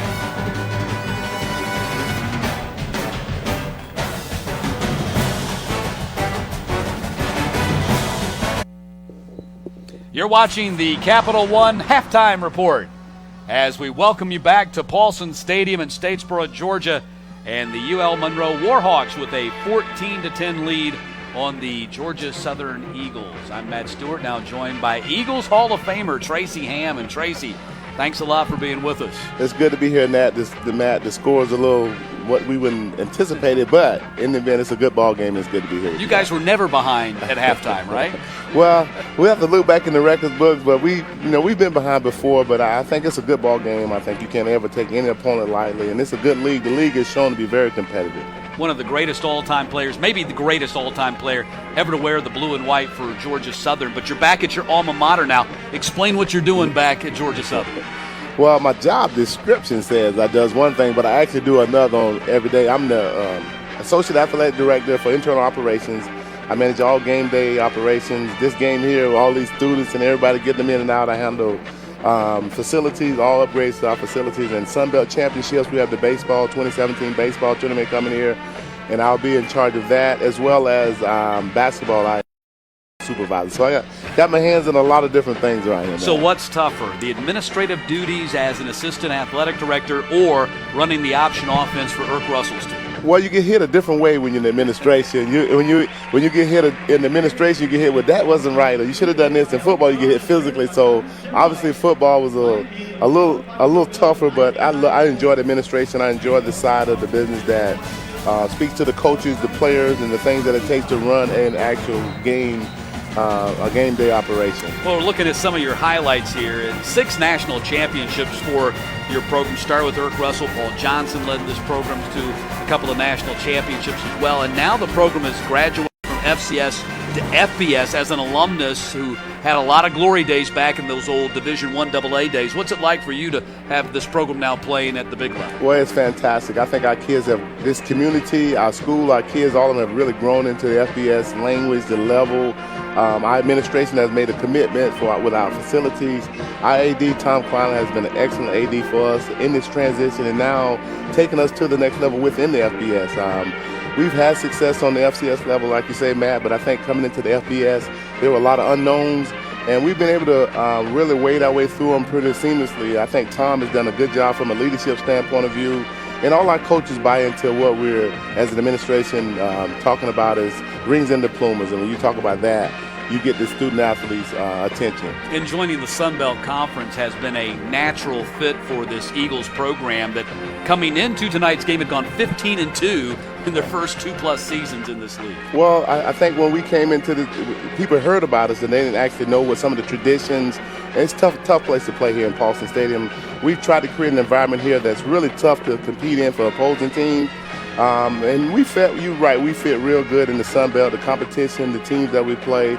I think it's a great fit for us. And the Sun Belt has done a good job throughout this year at competing with other levels of FBS schools. So we're happy to be here. Got to ask you about the new head coach, Tyson Summers. He's a young man. He's the 3rd youngest head coach in FBS and grew up in Tift County. And he was telling us the story this week about when he was playing at Tift County with Charlie Winslet as the head coach. They'd come over here and camp at Georgia Southern, right, and they thought it was a big deal to be able to eat in the dining hall with all the Eagles players. Yeah, we have I think Tyson has shown that he has excellent ability to capture his team. He's done a really good job with the team.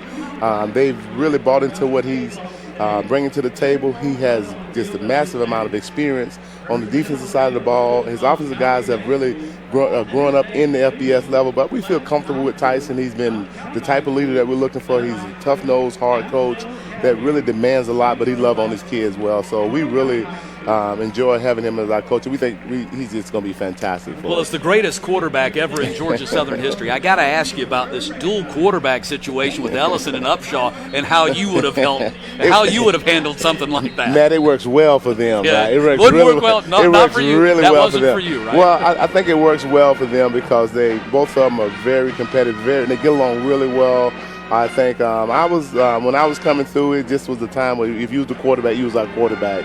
And the number 2 guy was the number 2 guy. Now those guys, at talent level, are real similar. One of them does one thing well, and the other one does another thing well, but both of them are great leaders, and we really enjoy having them as our quarterback. Well, Tracy, it's great to Thank see you you, here and continued success here as an assistant athletic director with Georgia Southern University. It's halftime here in Statesboro. The Eagles are down 14-10 to the Warhawks. Matt Viator's UL-Monroe Warhawks take a 14-10 lead to the start of this second half. An impressive first half for the Warhawks. He said they needed to start fast, and they did. Jumped out to a 14-0 lead, and they have racked up 234 yards of total offense in the first half to the Eagles' 204.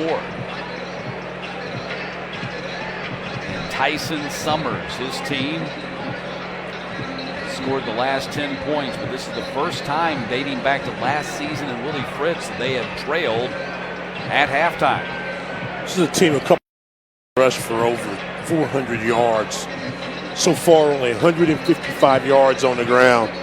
And you've got to give ULM a lot of credit for being game tacklers and kind of establishing their own defensive tempo, being aggressive, not allowing the big play, and taking the rhythm away from Georgia Southern. If there's 2 halves in the ball game, we'll find out what they're going to be able to do in a moment. Well, Matt Viator told us one of his big challenges taking over the Warhawks program after 10 successful seasons at McNeese was that at McNeese, his Cowboys team had an expectation of winning every time they came out on the field, and that was going to take some time with the Warhawks. Well, it looks like he's turned up the timetable pretty quickly here because they came out looking like they had some expectation to play well here tonight. They come away with this win, and you've got to really pin it on the second half of their game against Oklahoma last week, where they were thoroughly outplayed and dominated in the first half, but in the second half held their own with the Sooners. Craig Ford with the kickoff. Monte Crockett will come up to the 13-yard line to take it. And Crockett up to the 31-yard line. And that's where the Eagles will start on offense to begin this third quarter. They have trailed the entire game. But go on offense here. We'll see who starts this second half running the offense. And it will be Fabian Upshaw. See Georgia Southern, and we talked about it with Tracy Ham at halftime. This has been a very difficult place for opponents to win, the 3rd best home record in college football, winning over 84% of their games. Breida takes the toss. Breida will not be able to get around the edge. Nice tackle by Marcus Hubbard, the free safety. Marcus Hubbard had to come a long way to make that play. I was about to say one of the first time I thought that they lost contain, but keep your eye on number 9. Hubbard comes across the formation and basically holds Breida to a 1-yard pickup. Breida 46 yards on 9 carries here. In with 3,230 yards in his career. It's the 8th best active total in college football, ahead of such players as Leonard Fournette. 2nd down and 9. Breida goes in motion again. Instead, Upshaw going to throw the ball and throw it to Wesley Fields. He had it and dropped it. Couldn't haul it in with one hand. Matt, that's the 2nd time where there have been obvious pass situations for Georgia Southern this game, and they've just flat out dropped passes. Might be a little deep. You got to lay out for that. If you can get one hand on it, you can get a second hand. You've got to lay out and try to make that play.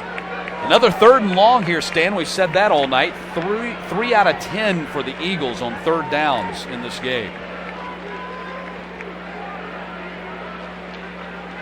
Blitz coming up the middle. Upshaw gets rid of it, and it's caught by B.J. Johnson.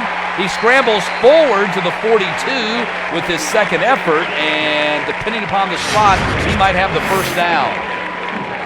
Blitz coming, they pick it up. You see a nice little block by Breida. Watch Johnson. Does his knee go down? No, just a nice little seat roll over the defender. Backless is back in the ball game after that penalty early in the ball game. 1st down, Georgia Southern. Breida on the carry, bulls his way forward to the 47-yard line, so Breida gets a tough 5 yards on the 1st down carry. You pick up the blitz, you make a play. B.J. Johnson probably should have was able to spin off the defender, picks up the extra yards.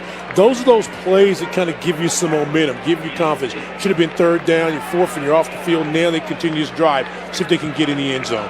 Breida with that 6-yard pickup up to 52 yards in the game. Now Ramsby slashes forward to the 49 across midfield and close to a 1st down, bringing up a 3rd down and very short. And L.A. Ramsby just explodes through the hole. Nicknamed L.A., stands for Little Al. Dad is Big Al. Alfred Ramsby, senior. 3rd down and a yard. Ramsby again, and he will push his way to the first down at the 47-yard line. Ramsby came here as an option quarterback out of high school himself at Coleraine High School there in Cincinnati. Was a good runner and thrower there. Sat out his first season here after knee surgery. He's a fourth-year junior. So 1st and 10 from the 47-yard line. Fields goes in motion. He takes the toss. Fields is going to be pulled down by Ingram at the 42.5. And they're starting this series of downs in look like H-back position for Breida. You see he's just offset like the old wing T position. And so he can come back on the reverse. Keep your eye on 36. He's right there on the hash mark. So you got two backs in the backfield angled in. Now he goes in motion. Breida, no, they're going to toss to Crockett on the reverse. Crockett's got a lot of running room down the sideline, and Crockett shoved out of bounds by Trey Hunter. Nicely executed by the Eagles in a first down at the 21. Oh, you love the play call. You set him up with the influence. And keep an eye. There's Breida in motion. You think you're going to make the pitch there, but wow, there's the pickoff right there. And you're able to turn the corner and pick up extra yards. Montre Crockett. Ball at the 21. 1st and 10. Hand off Ramsby. Ramsby pulling his way inside the 10-yard line. L.A. Ramsby hard to get on the ground. 1st and goal to go for the Eagles.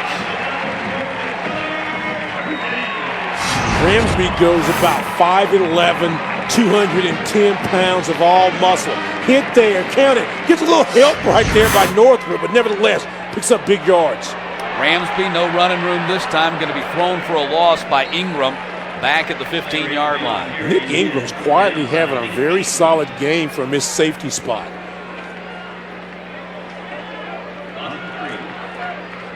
Already been attributed to 4 tackles and a pass deflection for Ingram. So 2nd down and goal. Ball back at the 13-yard line. Upshaw has to cover it. Looks like he took his eyes off the ball when the ball was snapped to him. And that's another big loss back to the 20-yard line. Looked like he wasn't ready for the snap, Stan. Yeah. Andy Kuhn, all-conference center, out of shotgun. I think the snap was on point. 3rd down and goal now from the 20. Johnson in man coverage at the bottom of the screen. And that a 3-by-1 formation. They've had success with this today. Heavy rush. Upshaw has to get rid of it. And it's going to be 4th down, and they're going to have to settle for a field goal attempt here. Wow, they come up with pressure when times need be. Alex Johnson comes from his safety spot and basically goes in untouched and puts enough pressure on Upshaw that he's got to throw that ball out of bounds and setting up a long field goal by Cooper. Yeah, this is a 37-yard attempt from the middle of the field. He's already hit a 32-yarder tonight. And this one is going to be on the mark as well. And so the Eagles, they had it 1st and goal to go at the 6, and a chance to take the lead, have to settle for 3 and a 1-point deficit. 4.5 minutes into the 3rd quarter, the Eagles inch a little closer.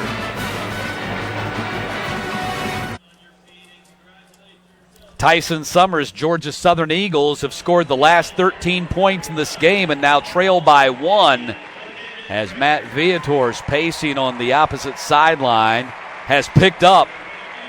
But certainly what would be the biggest win of his early 3-game career with the Warhawks. If they could hold on. But that was a big defensive stand by the Warhawks.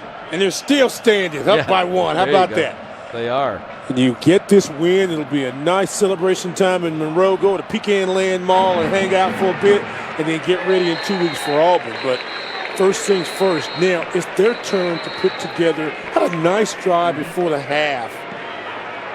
They'll bring it out to the 25-yard line. You mentioned the schedule. What a difficult schedule for Matt Viator's program. After opening with a 38-21 win over FCS Southern from Baton Rouge, you had to go on the road to play at Oklahoma. You had to go on the road to play here at Georgia Southern for your conference opener. Take a week off, and your next game's at Auburn on October 1st. Yeah, and that Southern team is preseason pick number 1 or 2 in the SWAC. They're a good football team, so that wasn't an easy win for them. But then you got to take off the Auburn, in between that Idaho game. And yeah, this would be huge for ULM to win this game and then have a week off to kind of enjoy that first conference win. But a lot of time to go. Hand off to Luckett, and not much running room for Ben Luckett as the running lane starting to close down as this Georgia Southern defense has held the Warhawks to right at 50 yards rushing in this game. We talked about it earlier, but worth repeating that Smith and Luckett are the number 1 and 2 rushers on his football team, not only last year but this year alone. But so far, not being able to get the ground game turning other than a couple of chunk plays early on in the first half. 2nd down and 8. Garrett Smith to the air and throws it away. Xavier Brown the target. And now it's going to be 3rd down. And we've talked a lot about the Georgia Southern offense, and every time you do an Eagles game, Stan, you talk about their rushing. But they're number 1 in this conference, scoring, rushing, passing, and total defense. They can dominate, and one of the reasons why is because their offense is so effective. The defense doesn't have to stay on the field a long time because they force teams in a situation like they're in now, 3 and out, and then gives the offense time to get back on the field. This is huge for both teams. ULM 1 of 6 on 3rd downs tonight. Garrett Smith stands in the pocket, goes up top. There's nothing out there, and it's going to be incomplete. Devontae Haggerty was the target, nowhere close, and it's a 4th down, a 3 and out for the Warhawks. They'll have to punt. But you're seeing the sideline very concerned again. It feels like Haggerty may have stopped on that route a little bit. Great defensive coverage, but again, 3 and out. And you expect if you're Georgia Southern to get pretty good field position off this punt. Balvan's on the punt. 5 kicks for a 41.4-yard average here tonight. End over end, Crockett has a chance from the 31. One man misses, and he's right up the middle. And Crockett to the 46-yard line. And really good field position for the Eagles here in their second possession as Crockett comes up a little limpy on that one. And Cisco made the tackle on the flag down as well.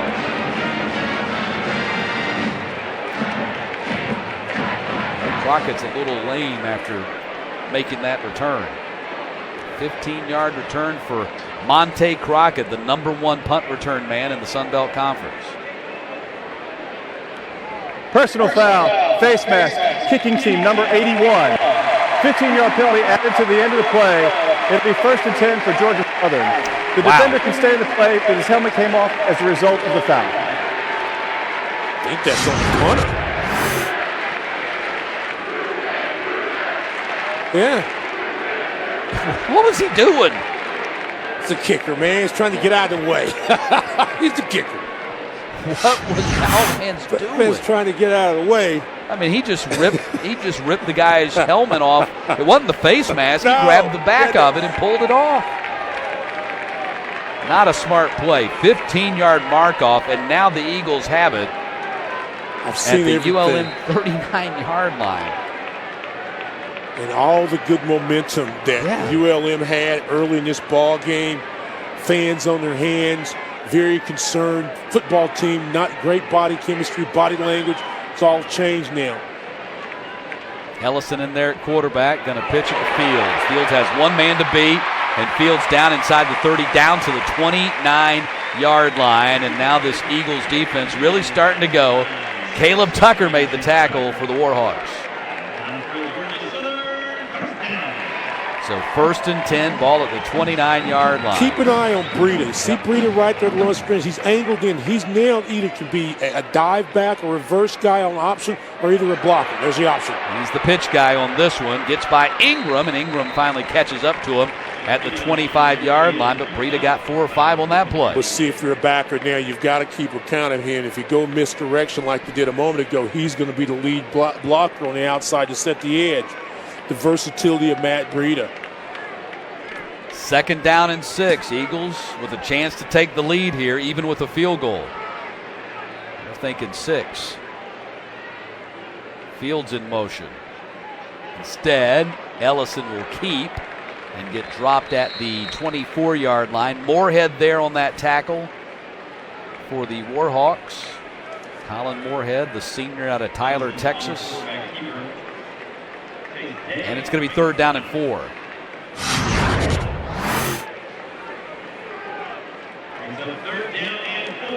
Being disciplined, staying inside. Chase Day. Chase Day. Moorhead was just there to clean it up. 3rd down and 4. Ellison, Day again. Didn't get to the sticks, and now it's going to be 4th down. The pursuit that we had talked about early in the ball game continues now for ULM. They continue to stretch the play out, nowhere to turn the corner. And if you're Georgia Southern, you're not accustomed to that. You're accustomed to getting quarterbacks to put their foot in the dirt and turn uphill. 4th down and a long 2. Yeah, they keep the offense out there. You surprised by this? No. I think you got to get some points. You got to get some momentum. This is a good offensive line. They'll blow off the ball.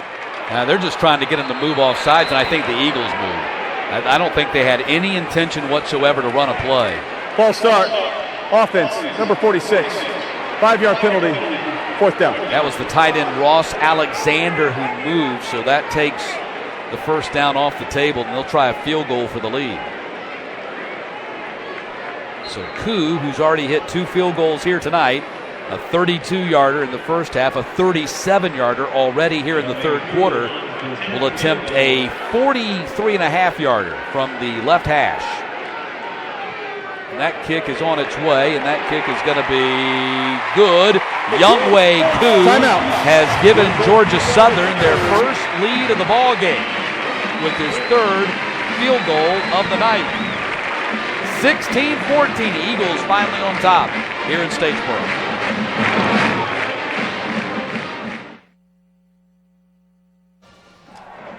Largest crowd ever in Paulson Stadium history finally has their first lead of the night to cheer for on the 3rd of Youngway Koo's 3 field goals. A 43-yarder that has put the Eagles on top 16-14 halfway through this 3rd quarter. So Tyler Bass has teed it up and ready to kick it off.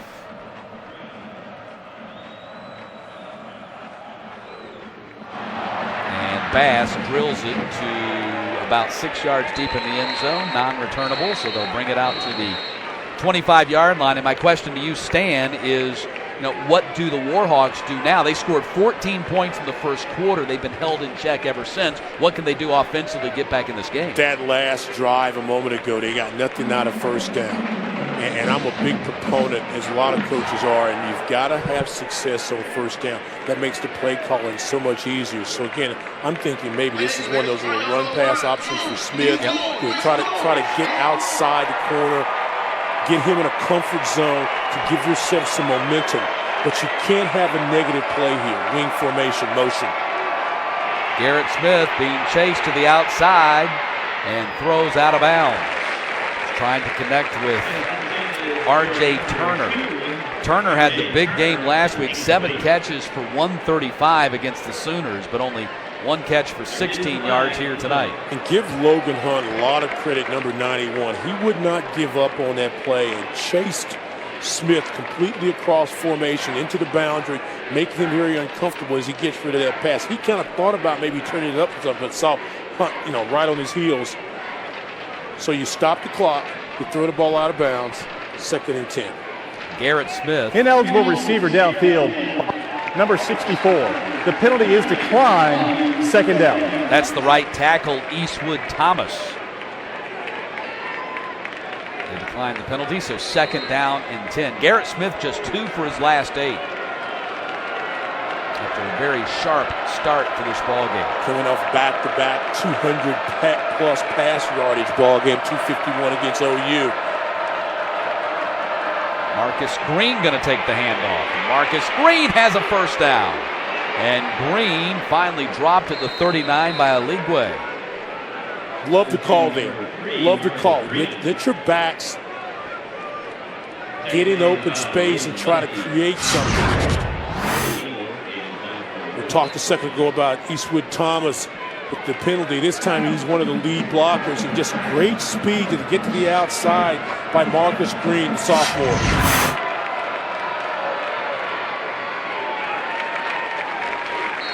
Smith hands it off to Luckett. Luckett picks up about 1.5 yards.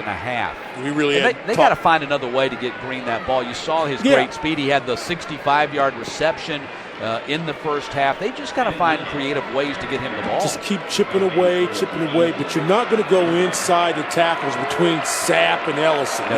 90 and 99. Those are some big guys inside. That's 640 pounds of defensive tackles.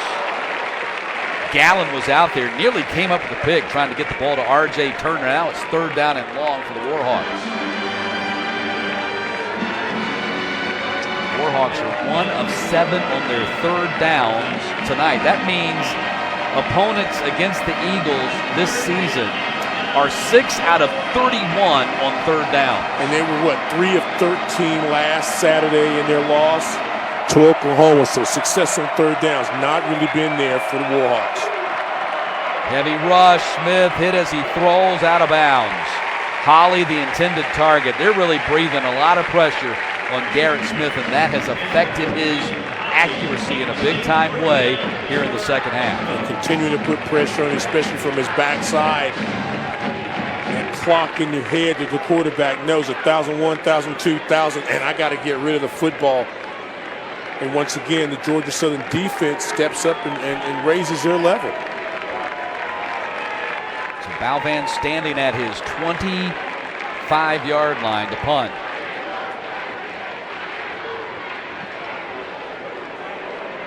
Crockett takes it. Fair catch is called for at the 16.5. He makes it. That's where the Eagles will put it in play when we get back on top for the first time here tonight at 16-14.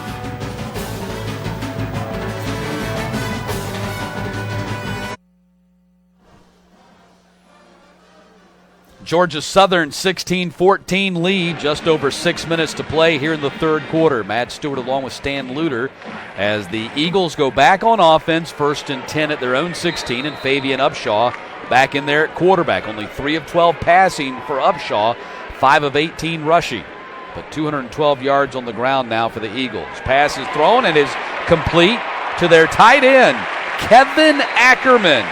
The redshirt freshman out of Jacksonville with his first catch of the season. Really thought Ackerman would be a big contributor today because he did a really nice job blocking in their game against South Alabama. Again, just kind of look up, pop up, pass, boom, over the top, gets a first down. And then Ackerman goes in motion. They hand the ball off to Breida. And Breida up to the 31-yard line. Tyler Johnson making the tackle for the Warhawks. You think about tight ends that are able to stretch the field. Ackerman's very versatile as a young guy because he has the ability to block and also step away from formation and come back inside. So 2nd down and 7. Fake a handoff over the middle looking for Crockett. He can't run under it.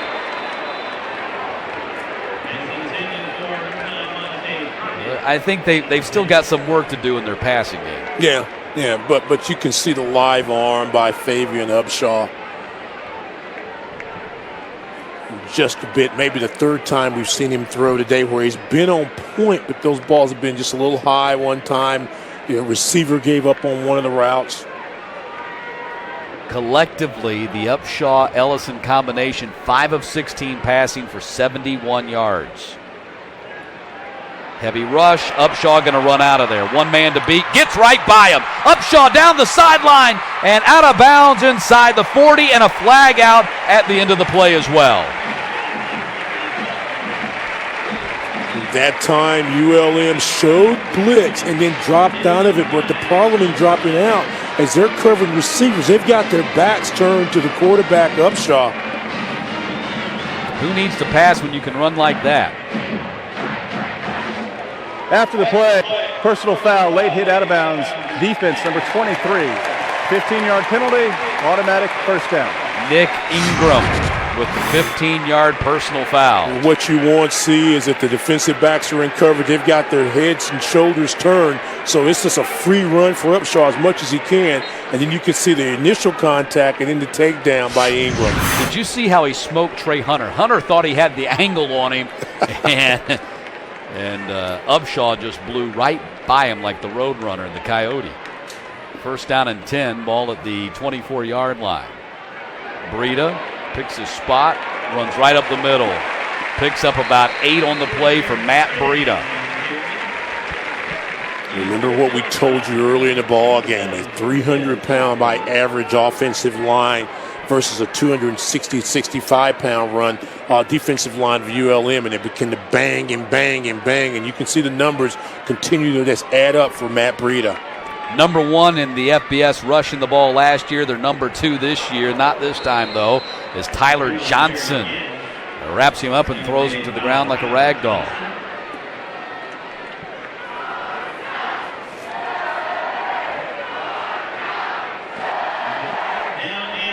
Breida with 66 yards tonight.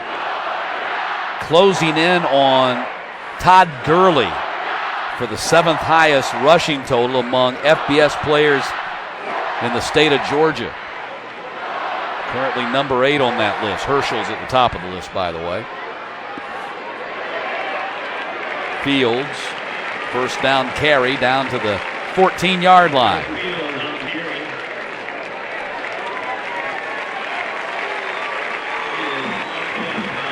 It's interesting. You can get between the tackles and they may be able to pop out by Breida.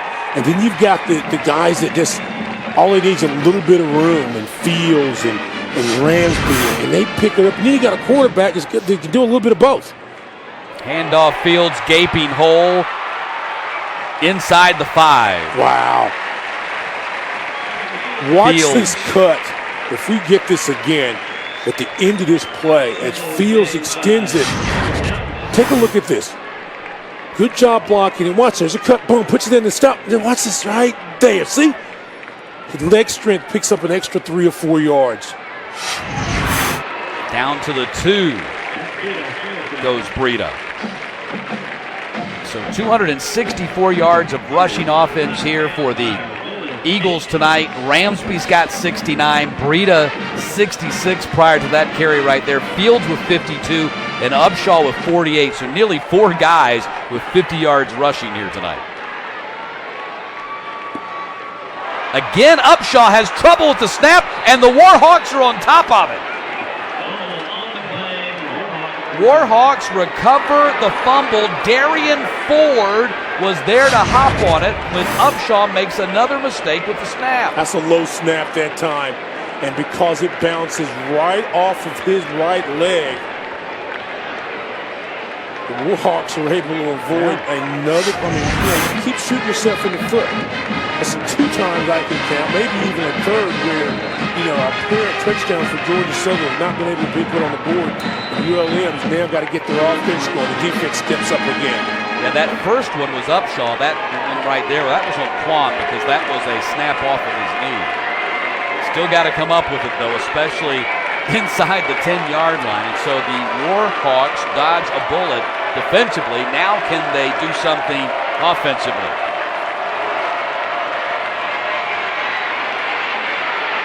That is the first carry of the night for Thomas Kofi.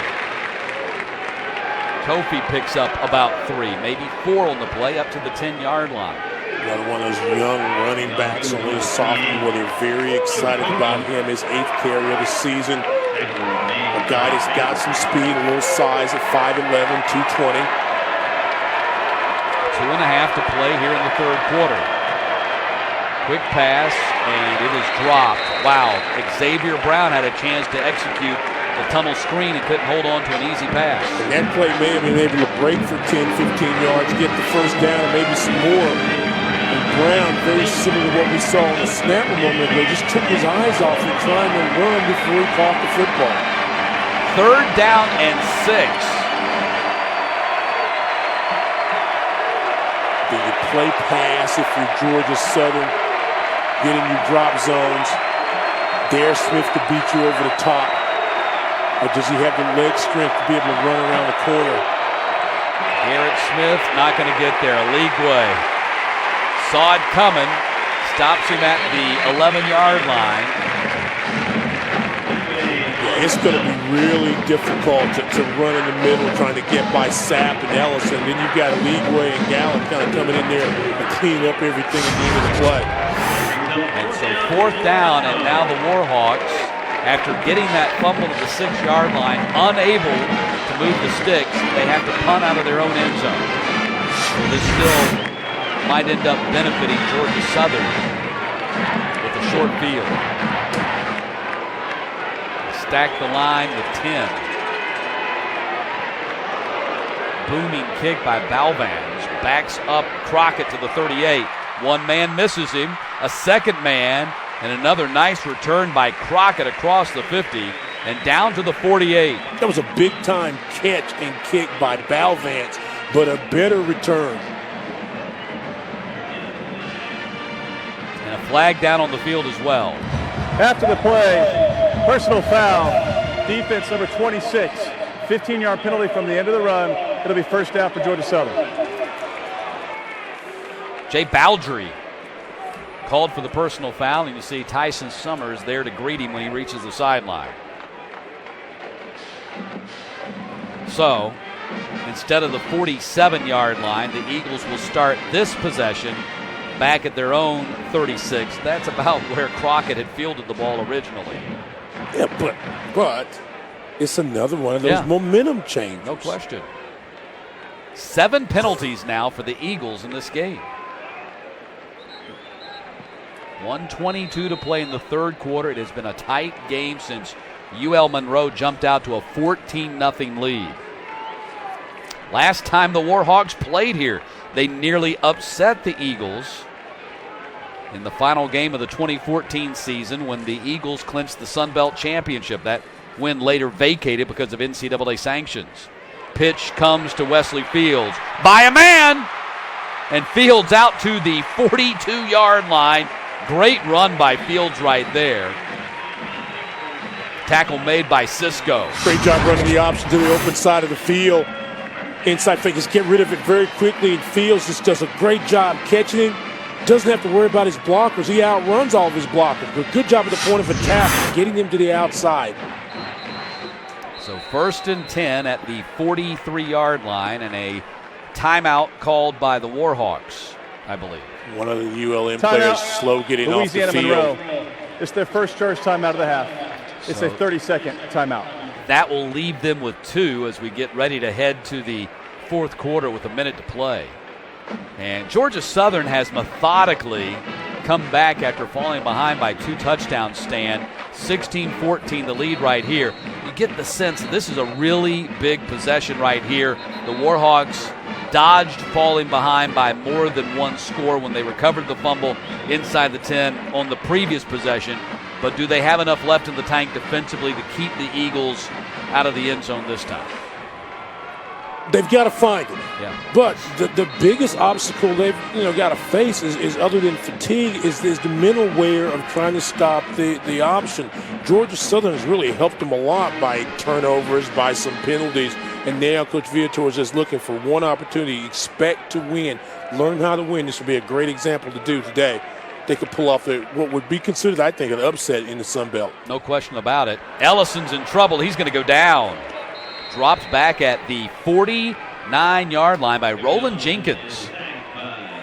Roland Jenkins is the buck of the cornerback and is a very good athlete. Keep your eye on number 2. Comes from the edge and doesn't allow Georgia Southern's Kevin Ellison, who's a hard guy to bring down. We've seen that a couple of times a day, to be able to turn the corner or be comfortable trying to make the pitch. Good solid play that time by Jenkins. So 2nd down and 14. And you're noticing that ULM is putting a little more pressure on the quarterback. Ellison, keeper, run out of bounds at the 38-yard line. But the problem with doing that is if they get away on the backside, you can get big gains. Brings up a 3rd down and about 5. That brings up 3rd down and 5 for the Eagles. Eagles now 7 of 16, and they're not going to run another play here in this third quarter. 7 of 16 on 3rd downs, and that's what they're facing. That's the end of the third quarter. When we come back to start the fourth. Warhawks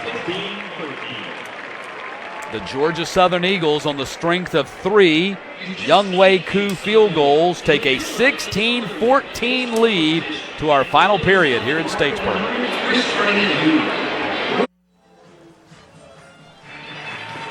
Start of the fourth quarter at Paulson Stadium in Statesboro. 3rd down and 5 for the Eagles at the Warhawks 37. Eagles now with a 2-point lead.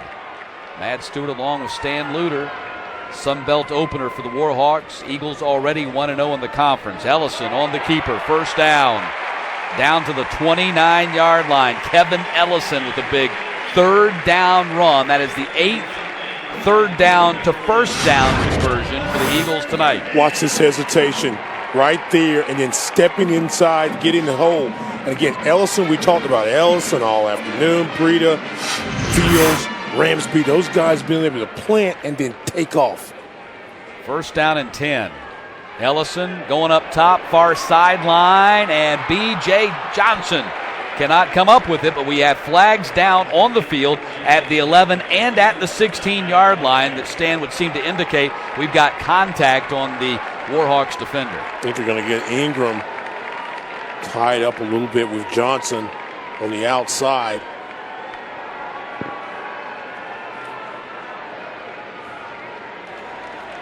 Holding. Defense, number 20. It's Bacchus. Automatic 1st down. So an automatic 1st down for the Eagles. And since about midway in the second quarter, Bacchus has not had a very impressive football game. You remember the penalty that extended the drive, and then this time a pass interference or a holding call? And he was a guy they were really counting on this season and are counting on this season, moving from the safety position to corner to replace Lindsey Pipkins, who transferred to Oklahoma State in the spring. 2 big transfers this Warhawks defense lost prior to the start of this season. Ramsby stands in the hole, waits for it to open up, and then heads to the outside. Ramsby inside the 10 and down to the 2. How about that? I mean, he literally stopped and waited for it to open up. Ramsby's a small guy, goes just barely 6 feet tall. But again, the change of direction, goes inside, and then has the vision and the balance to be able to bounce to the outside. Remember, you got to protect the backside, and they're not able to do that. ULM, a big gain for Ramsby and Georgia Southern. 1st and goal to go. Ramsby, not this time. David Griffith got penetration, and a bunch of Warhawks were there to stop him. David Griffith's been on 10 tackles this afternoon. It's had a really solid football game for the Warhawks. And Coach Viator really impressed with Griffith, Day, Cisco, all of them young linebackers. Griffith, sophomore, Day, redshirt freshman, Cisco, redshirt freshman. Really thinks that he's got a good group of 3 linebackers right there to build on. 2nd down and goal. Alexander, the tight end, in motion behind the line in an H-back position. Ramsby stopped right at the line of scrimmage. Nothing doing there. Now 3rd down and goal. We talked a few moments ago about the interior line for Georgia Southern. Well, I'll tell you what, the inside guys, Tyler Johnson there, number 94, Donald Lewis has been involved in a couple of big plays in this ball game. 58 have done a really nice job of holding the line and getting penetration versus the Georgia Southern offense. Ramsby hobbles off the field, and Wesley Fields checks in beside Ellison. Keeper or screen? It's Fields, touchdown. Wesley Fields takes it in from 3 yards out, and Georgia Southern has taken an 8-point lead.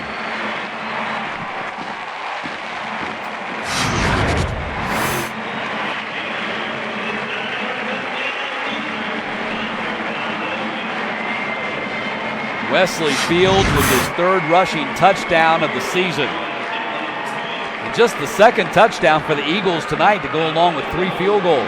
Here's Younghoe Koo try to make it a 9-point game.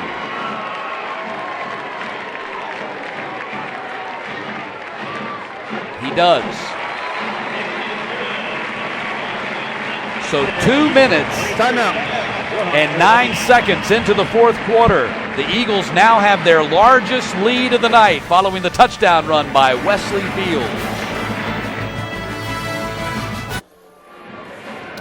Tyson Summers going for the home win here tonight in their second conference game of the 2016 season, now up 9 on Matt Viator's UL-Monroe Warhawks.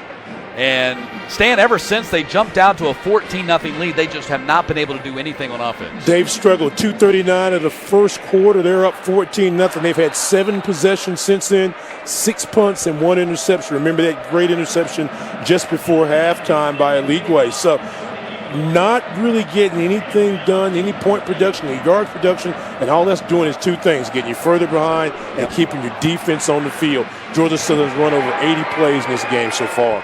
And they haven't had great field position either.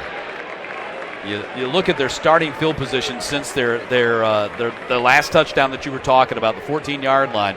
They started at their 25, their 36, the 25, the 14, the 25, the 25, the 6, and the 25. The best field position they've had to start a drive since their last touchdown was their own 36. And you think about that, some of those first down plays were swing passes that were incomplete or some kind of option possibility with Smith running the ball, picking up 1, 2, 3 yards or negative yards. They've got to find a way right now to get a productive drive. Keep their defense off the field, get some points on the scoreboard. Still plenty of time left in the game if they can figure it out. They got Marcus Green in there. That's a wise move. They hand off to him. A flag flies. Nothing doing for Marcus Green, however, as Eligwe makes the tackle. That's the 8th tackle of the night for Eligwe. I'm telling you, he's had a really solid football game. Did you notice there were 8 guys in the box for Georgia Southern daring ULM to make a pass or throw a pass? Offside. 11 of 24. Defense, number 40. 5-yard penalty. Smith's 11 of 24 in that one pick in the ball game. Remember, he started off so hot in the game. But you can see what the idea is now for Georgia Southern. Even with that offside penalty, they still were able to gang tackle and make a good play. But yet they'll make it a 1st and 5. Let's see if they can do something here with the 1st and 5. And I agree with getting Marcus Green in the backfield. You got to find a way to get the ball in his hands.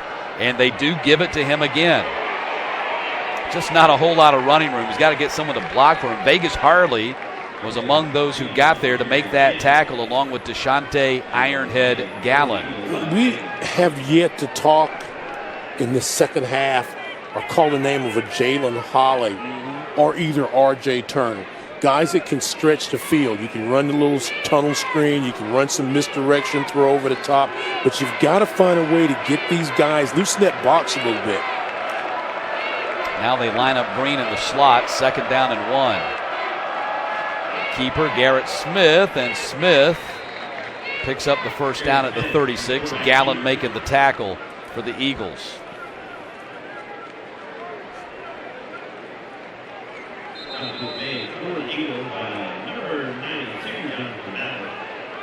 And let's see, Jonathan Battle, who was in on that tackle, runs off the field holding his left wrist. So 1st and 10 for the Warhawks.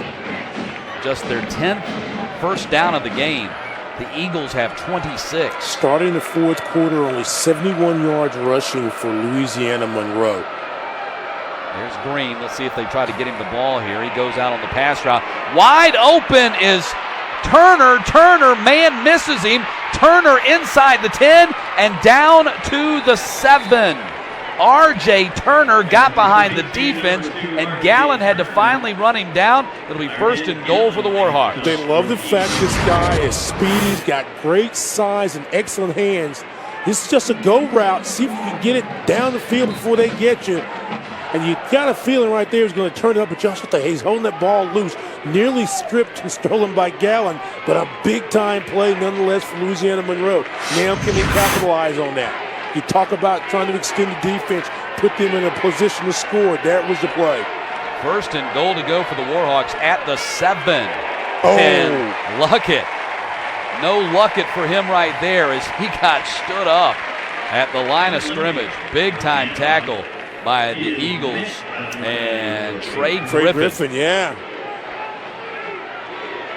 Lost 2 on the play. And Trey Griffin sometimes gets forgotten about along with Jamal Johnson inside because of Sapp and Ellison, but right there. And they subbed these guys out a lot. That time it was Griffin making the big play. Luckett, no. Keeper Smith. Smith trying to turn the corner, not going to be able to. Spun out of bounds by Gallen. Not enough room, not enough distance and time to be able to make that play. Not quick enough to outrun Gallen. 3rd down and goal. Wow, they really need to get a touchdown out of this great opportunity and not settle for a field goal. Of course, they'll take a field goal over nothing else. 3rd down and goal, ball at the 10. 3 by wide to the lower side of your screen. You've got Turner. Running the fade for the corner, and it is caught for the touchdown. Love the call. Love the call. Marcus Green with the touchdown catch, and the Warhawks have cut the Eagles' lead to 3. You've got Green inside in a 3 by wide set. He's the inside receiver. He does a little post corner, which gives him clear room, and you throw the ball to the boundary side, throw it to the flag, let him run under it. Nice pass by Smith. Great catch by Green. And Craig Ford will try to make it a 2-point game with the PAT. So UL-Monroe with a big pass play to R.J. Turner set this up. And now the Warhawks are down only 2 with a lot of time left in this game. Timeout. 10 minutes and 12 seconds to play here in Statesboro, and the Warhawks check back in on their upset bid.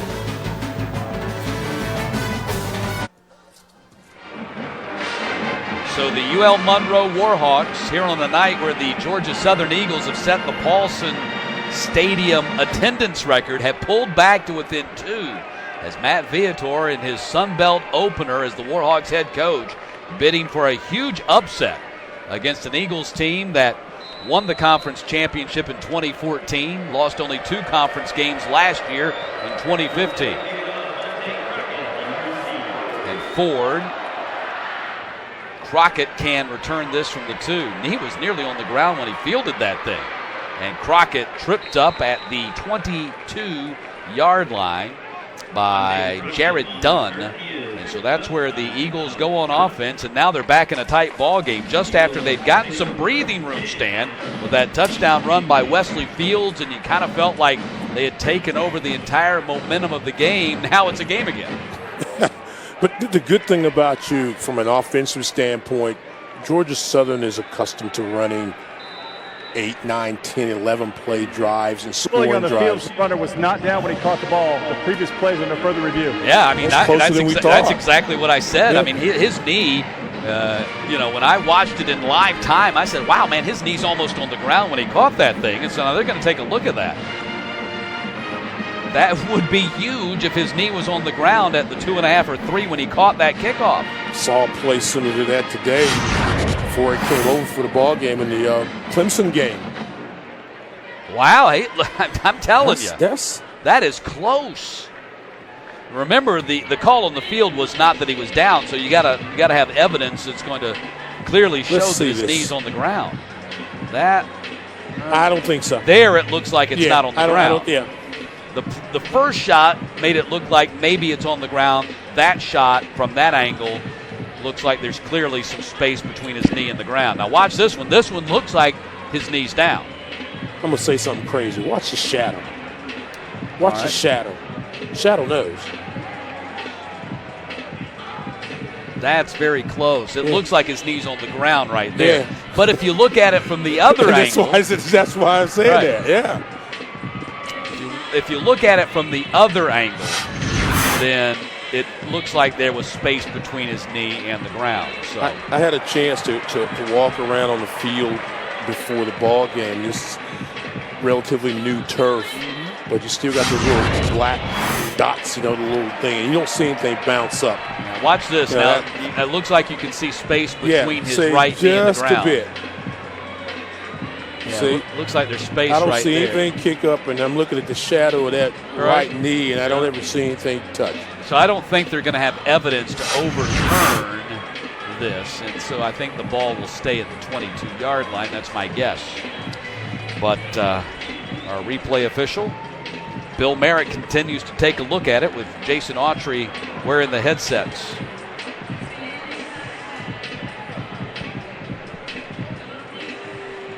Those guys get worn out. They really work hard. After further review, the ruling on the field stands as called.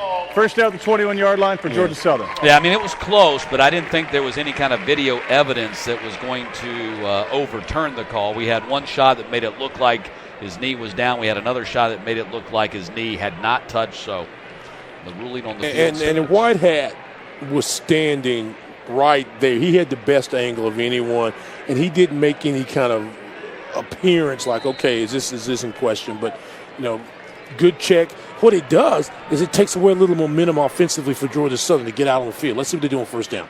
Upshaw, the quarterback, hands off to Breida, and Breida not going anywhere. Ran right into Jared Dunn.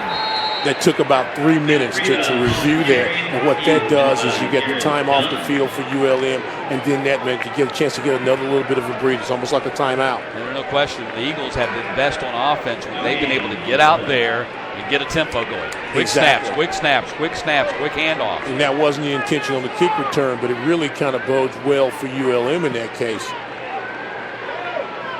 Second down and 10. Ball at the 22.5. 316 yards of rushing for the Eagles tonight. They average 362 a game, which is second best in the nation. Upshaw going to run the other way, and Upshaw got tripped up and falls forward to the 25. And a flag down as well. He got it to the 26. That's a 4-yard pickup for Upshaw. You're talking about over 300 yards. The last 5 seasons. Holding, offense, number 75. 10-yard penalty from the spot of the foul. Second down. It's Curtis Rainey, the sophomore right guard, who's making his third career start here tonight. Can you imagine averaging over 335 yards rushing? Last 5 years, their down year was 2011. They averaged about 323 yards. So they're accustomed to putting up big numbers on the ground game. If you can get a passing attack, wow, think of really how explosive Georgia Southern offensively can be. Well, the Eagles have lost only once in 21 Sun Belt games in which they've rushed for over 300 yards. 21 games since they've been in the conference. And the handoff goes to Breida up to the 25. He's got a first down. I'm not Breida. That was Fields. Fields, Breida, they all do the same thing. You hit them, and then they lean forward for an extra 2 or 3 yards. So Fields, 74 yards rushing. Ramsby, 86. Breida, 69. Upshaw, 51. They've updated Fields stats. He's now up to 84. So Ramsby and Fields, the top 2 rushers tonight. Upshaw cuts it back, and Upshaw to the 31. Now here's another thing that is so beneficial about this, beneficial, I should say, for this Georgia Southern offense. In a situation like this, they know how to milk the clock. Yeah, that's what I'm saying. An 8-10 play drive, get some 6. You're going to wind this clock down to maybe 3-4 minutes, and that puts more pressure on ULM. But they came in this ball game with 4 guys that had carried the ball over 20 times. So they're used to spreading it out, and they're being forced to punt on 4th down. Timeout, Georgia Southern. Yeah, Eagles had to call a timeout because they didn't get a man off the field. Fields was late getting off the field. You see Summers giving him an earful right now. Fields was late getting off the field, so to avoid the penalty, they have to burn a timeout there. In a tight ball game, that's a timeout loss. So now both teams with 2, 7:52 to play.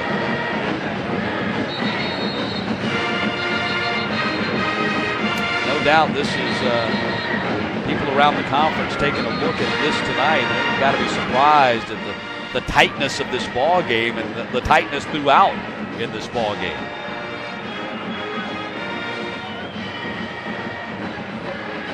(23-21) lead for Georgia Southern earlier today out of conference play. Georgia State lost late to Wisconsin. App State got blown out at home in their big game against Miami. Heavy rush, and Flynn, that's going to be a flag. Eagles going to get the ball back. That time they ran into him, and there was no question about it. And that's going to be a first down for Georgia Southern. Personal foul, roughing the kicker. Defense number 28. 15-yard penalty, automatic first down.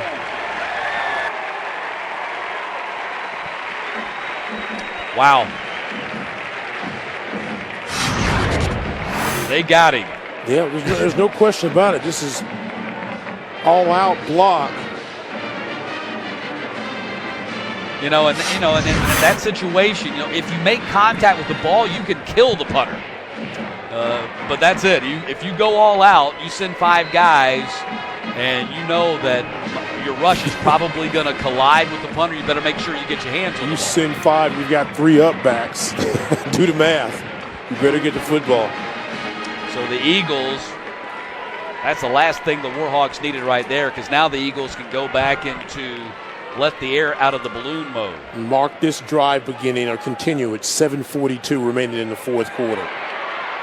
Ellison in there, another flag out. Ellison turns the corner down the sideline, but this is probably coming back because the referee, Jason Autry, threw the flag in the direction of those big offensive linemen.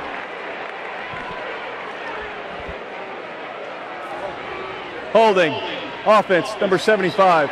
10-yard penalty, first down. Curtis Rainey.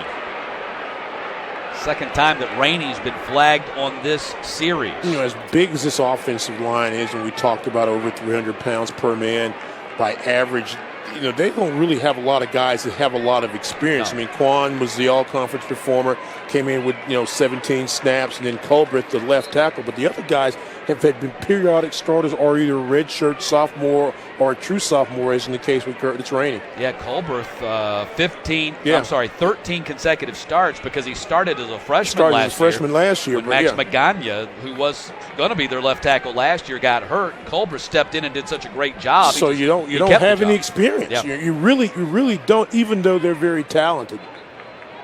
Ellison. Another penalty. Yeah, play got blown dead. Let's see. False start. False start. Offense, number 80. 5-yard penalty, first down. That's on Ackerman, freshman tight end. I think he got moving upfield. You can't turn upfield. This isn't arena football. I think he started moving upfield before the ball was snapped. As long as the ball hasn't been snapped, you got to be moving parallel to the line and not turn upfield. I think he turned a little bit too quick. 10 penalties now. Actually, that was 10 for 96 prior to that one, so now it's 11 for 101.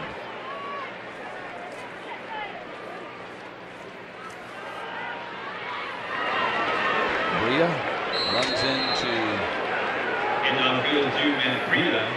They worked on this. They talked about the penalties. They had 10 against South Alabama last week, able to win that football game. 10 today in a 2-point ball game, and this is in question. And L.A. Ramsby, who had left the field on their touchdown drive earlier in the quarter, is back out on the field for the first time since. So what do you call on 2nd and 19? You hand the ball off to Ramsby. Most teams would not do that, but Georgia Southern, you hand the ball off to Ramsby. No, you fake a handoff and let Ellison throw it. There's contact downfield and no flag. Bacchus made the play. It looked like there had been contact, and he was able to hop up over B.J. Johnson and knock it away. Good play by Bacchus. Yeah, it was, but I need him to calm down there. He made the play, go back in the huddle. Remember, he's still got that one unsportsmanlike conduct. Yeah, he does. He wraps that left hand around the receiver's left hand and arm, so he may have been able to get away with one. So he should be excited, but okay, you did, so then go back and sit down, chill out a little bit, all right? Yeah. Let's make another play. He got away with one right there. Yeah. 3rd down and 19.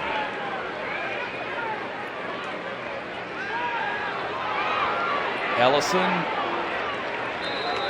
doesn't even get back to the original line of scrimmage, and so now the Eagles will be in a punting situation as it's now 4th down.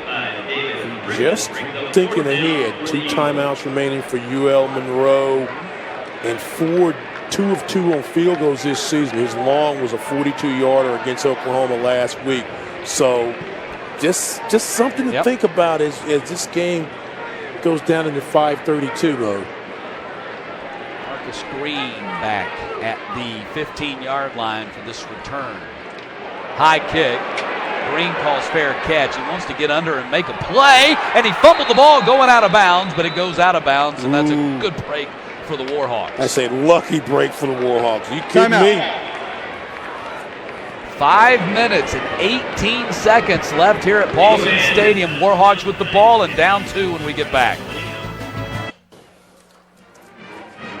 UL-Monroe Warhawks bidding for a big upset here in their Sun Belt opener, trailing Georgia Southern 23-21 as they go back on offense with just over 5 minutes to play. 1st and 10 for ULM at their own 34-yard line. Garrett Smith back to pass, fires across the middle, incomplete, throws into double coverage, trying to connect with Marcus Green. I'm not sure if he was trying to connect with Green or R.J. Turner. Turner ran a nice little route, got to the inside, and then again just kind of stopped on the route as the ball was flying over his head. Smith 252 and a couple of touchdowns. This is the 3rd consecutive game that he's thrown for over 202 scores, matching the last player to do it for the Warhawks, and that was Pete Thomas. They run the tunnel screen. Xavier Brown, 1st down across the 50 and down to the 46-yard line. And that was the play we were talking about earlier when you were in a down and distance situation. Maybe you could go. It's a nice, safe call. Just get it, pop up, and then get into a guy that can make some plays. Xavier Brown's had a really solid ball game this afternoon. That's his 4th or 5th catch by my count. Yeah, that is catch number 5 for 72 yards. 1st and 10, ball at the 46-yard line. They sling it out there to a Jalen Holly. Been a while since we called his name, and Holly gets knocked down by the safety, R.J. Murray. See, this makes those defensive backs and linebackers a little tentative now, because if they drop back in coverage, they know they're going underneath and getting in front of them. Again, this little play fake, rise up quickly, and let Holly just be an athlete. He's nearly able to break that tackle. 2nd and 7. 3 catches for Holly tonight.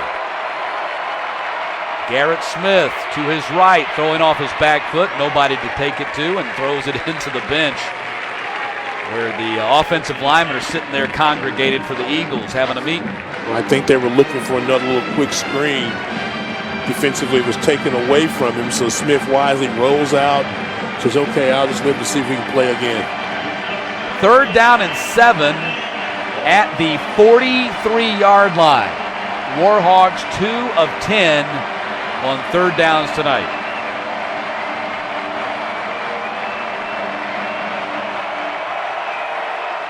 .305 yards of offense for Smith tonight.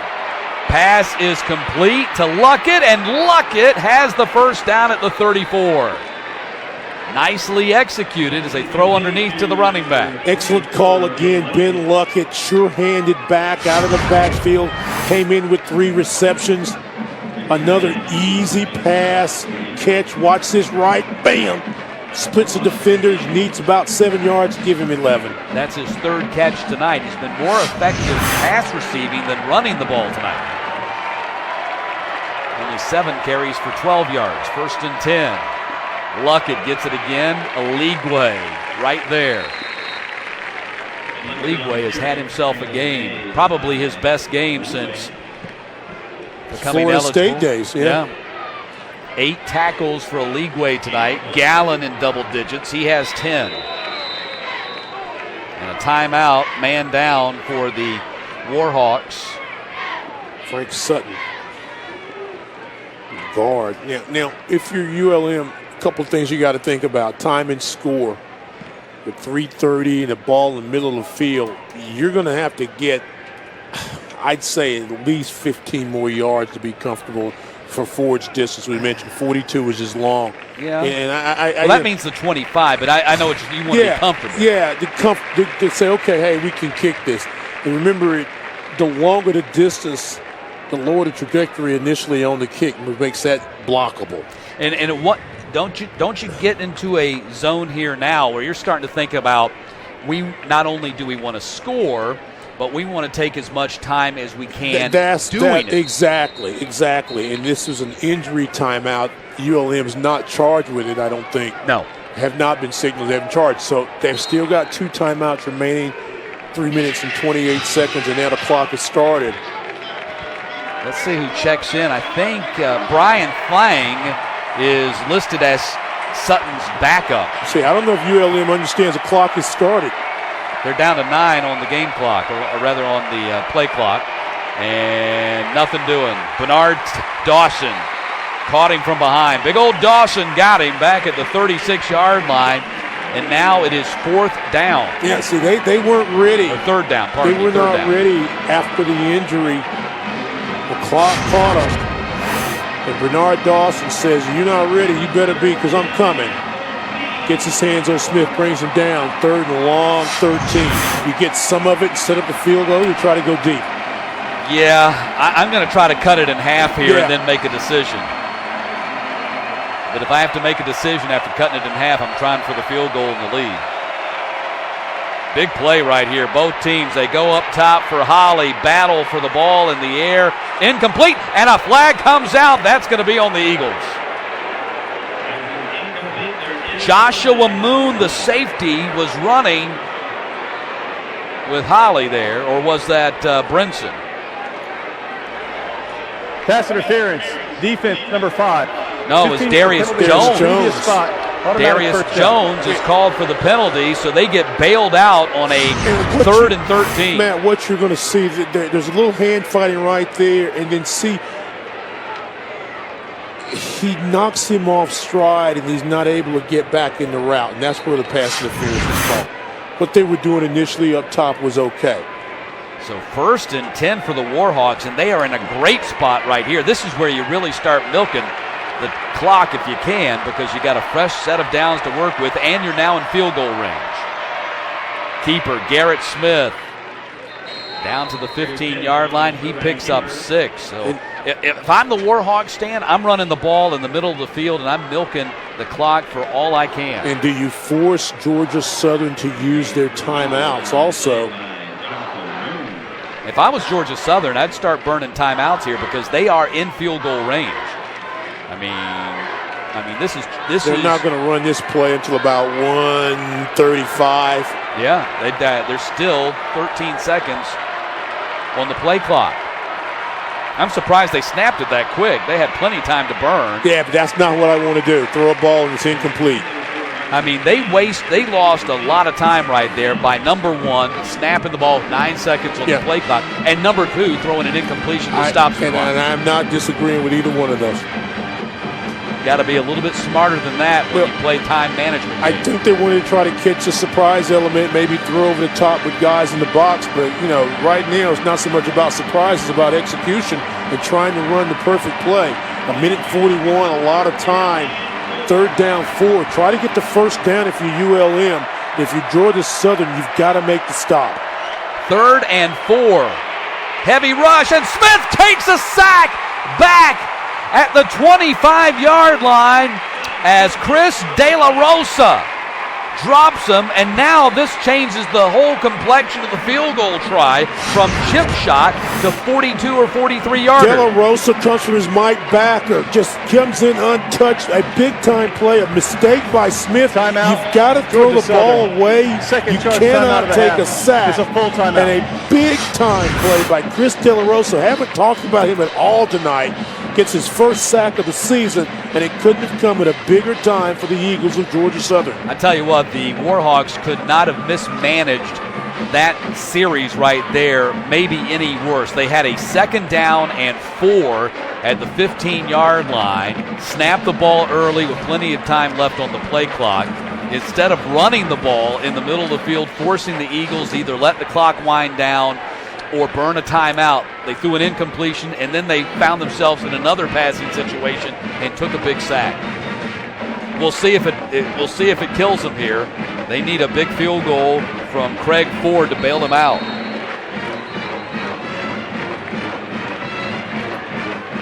that situation right there, I think you play it closer to the vest and you make the Eagles burn their time out. I keep it on the ground for one play for certain. Yeah. For certain. And you cannot take the sack. This is a 42-yard attempt from the left hash for the sophomore, Craig Ford, and the lead. Blocked!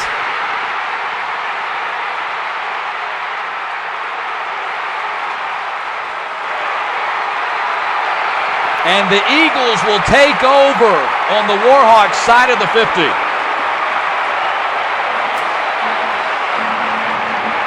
You just had the feeling that Georgia Southern, with that push inside, couldn't tell you who got the block right now. We'll see it coming up. But there's that push. We talked about Ellison 99 and Sapp 90. R.J. Murray. Number After 2, the play, R.J. Murray. Georgia Southern, the 15-yard penalty from the end of the run, 1st and 10. R.J. Murray blocked it. And he's not a big dude. He's 6 foot. He got great leaping ability, though. Yeah, but you knew, and we just said it, that the longer the distance you got, it's a lower trajectory on the kick, and Murray jumps up and gets there and blocks it. And ULM is going to maybe take the ride back home to Monroe thinking, what if? And Darius Jones shaken up over on the opposite sideline after that melee for the ball after it had been blocked. But it looks like the Eagles are going to escape the upset bid. And in retrospect, I think the Warhawks have looked back at that final series and No question. really regret some of the decisions they made. They had the opportunity to have a chip shot field goal. Takes the injury air recovery, but very happy, bailed out on that pass interference. Had a chance to talk to his uncle last week. His uncle's the assistant coach, defensive back at Duke, and was very, very proud of what Darius is doing. He's a junior and becoming a big-time player. But his defense rose up when they had to, didn't they? They absolutely did. Big-time play for the Eagles, and Upshaw back in there at quarterback. Handoff goes to Breida, and Breida, did he stay in bounds? Apparently he stepped out. He didn't want to do that. Timeout. Oh, Louisiana. Oh, second Warhawks charge just timeout called of a the half. timeout. It's a That 30-second leaves them timeout. with 1. But there's very little left for the Warhawks here other than a miracle and a turnover by the Eagles to get the ball back. And you were asking a lot for a 42-yard field goal anyway, Yeah. so you can't blame it all on just the kicking. But the last 2 minutes of game management, maybe not the best for ULM. Well, they had a shot at the upset, and given where this program has been, 2-11 a year ago, 1-7 in the Sun Belt, to come in here, have a 14-0 lead on Georgia Southern early, to have a chance to, kick a potential game-winning field goal late. That's all big stuff for UL-Monroe, and it kind of goes back to where Matt Viator has this program. They got to learn how to win. They knew how to win at McNeese. They expected to win at McNeese, and now he's got to get his program to that level. Did a lot of good things here tonight, but it doesn't look like they're going to get the upset. And Breida gets thrown to the ground. Ball pops out after the play was dead. And I think Warhawks just used their final timeout. So that's going to bring up third down. On the field as the runners' forward progress was stopped. Timeout, Louisiana Monroe. This is their third and final timeout of the half. So they've got a chance It's a here. 30-second timeout. They've got a chance here to maybe get the ball back because the Eagles are going to have to run one more play to get the fourth down, and they'll do their best to milk it as far as they can. But time now to take a look at our Capital One impact performance of the night. And it's going to go to Wesley Fields. Fields with 13 carries, 84 touchdowns, 84 yards, and turned out scoring what was the touchdown that put them on top with their 23rd point of the night. And that looks like that's going to end up being the difference in the ball game. Our Capital One impact performance, Wesley Fields.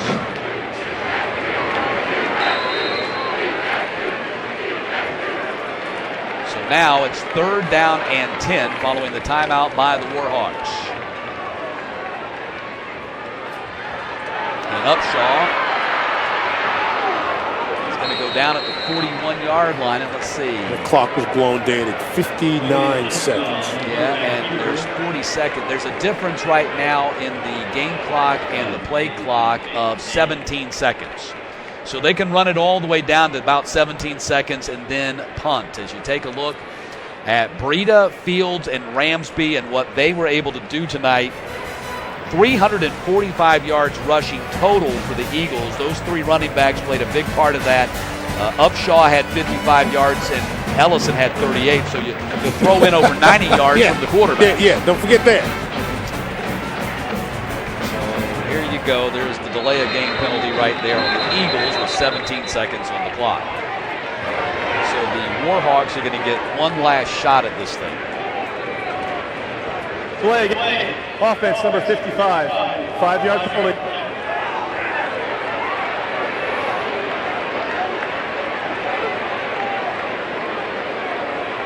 We'll take the trip next week up to Kalamazoo, Michigan to play a much improved Western Michigan team. It should be a very interesting battle.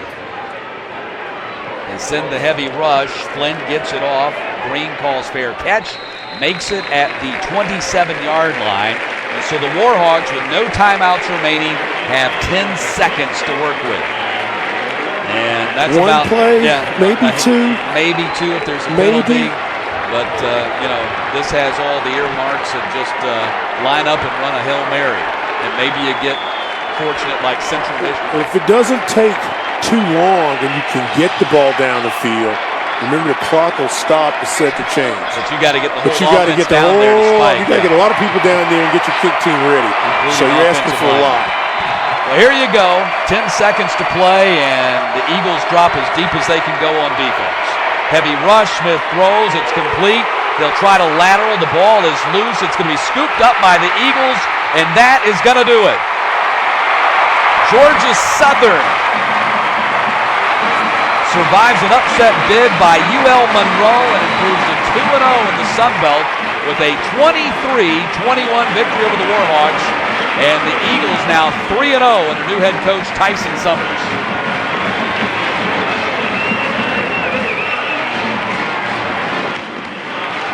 This game's going to make both teams better.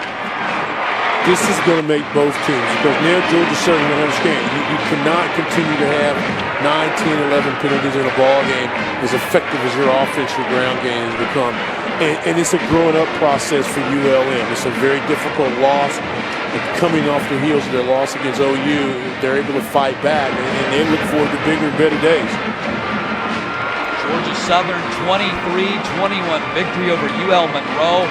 And now they'll play 4 consecutive games on the road. They will not be back here at Paulson Stadium until a Thursday night game against App State on ESPNU October 27th. But here tonight, they beat the Warhawks 23-21. And now for Stan Luter and the entire ESPN team, I'm Matt Stewart. Good night from Paulson Stadium, where the Eagles improved to 2-0 in the Sun Belt.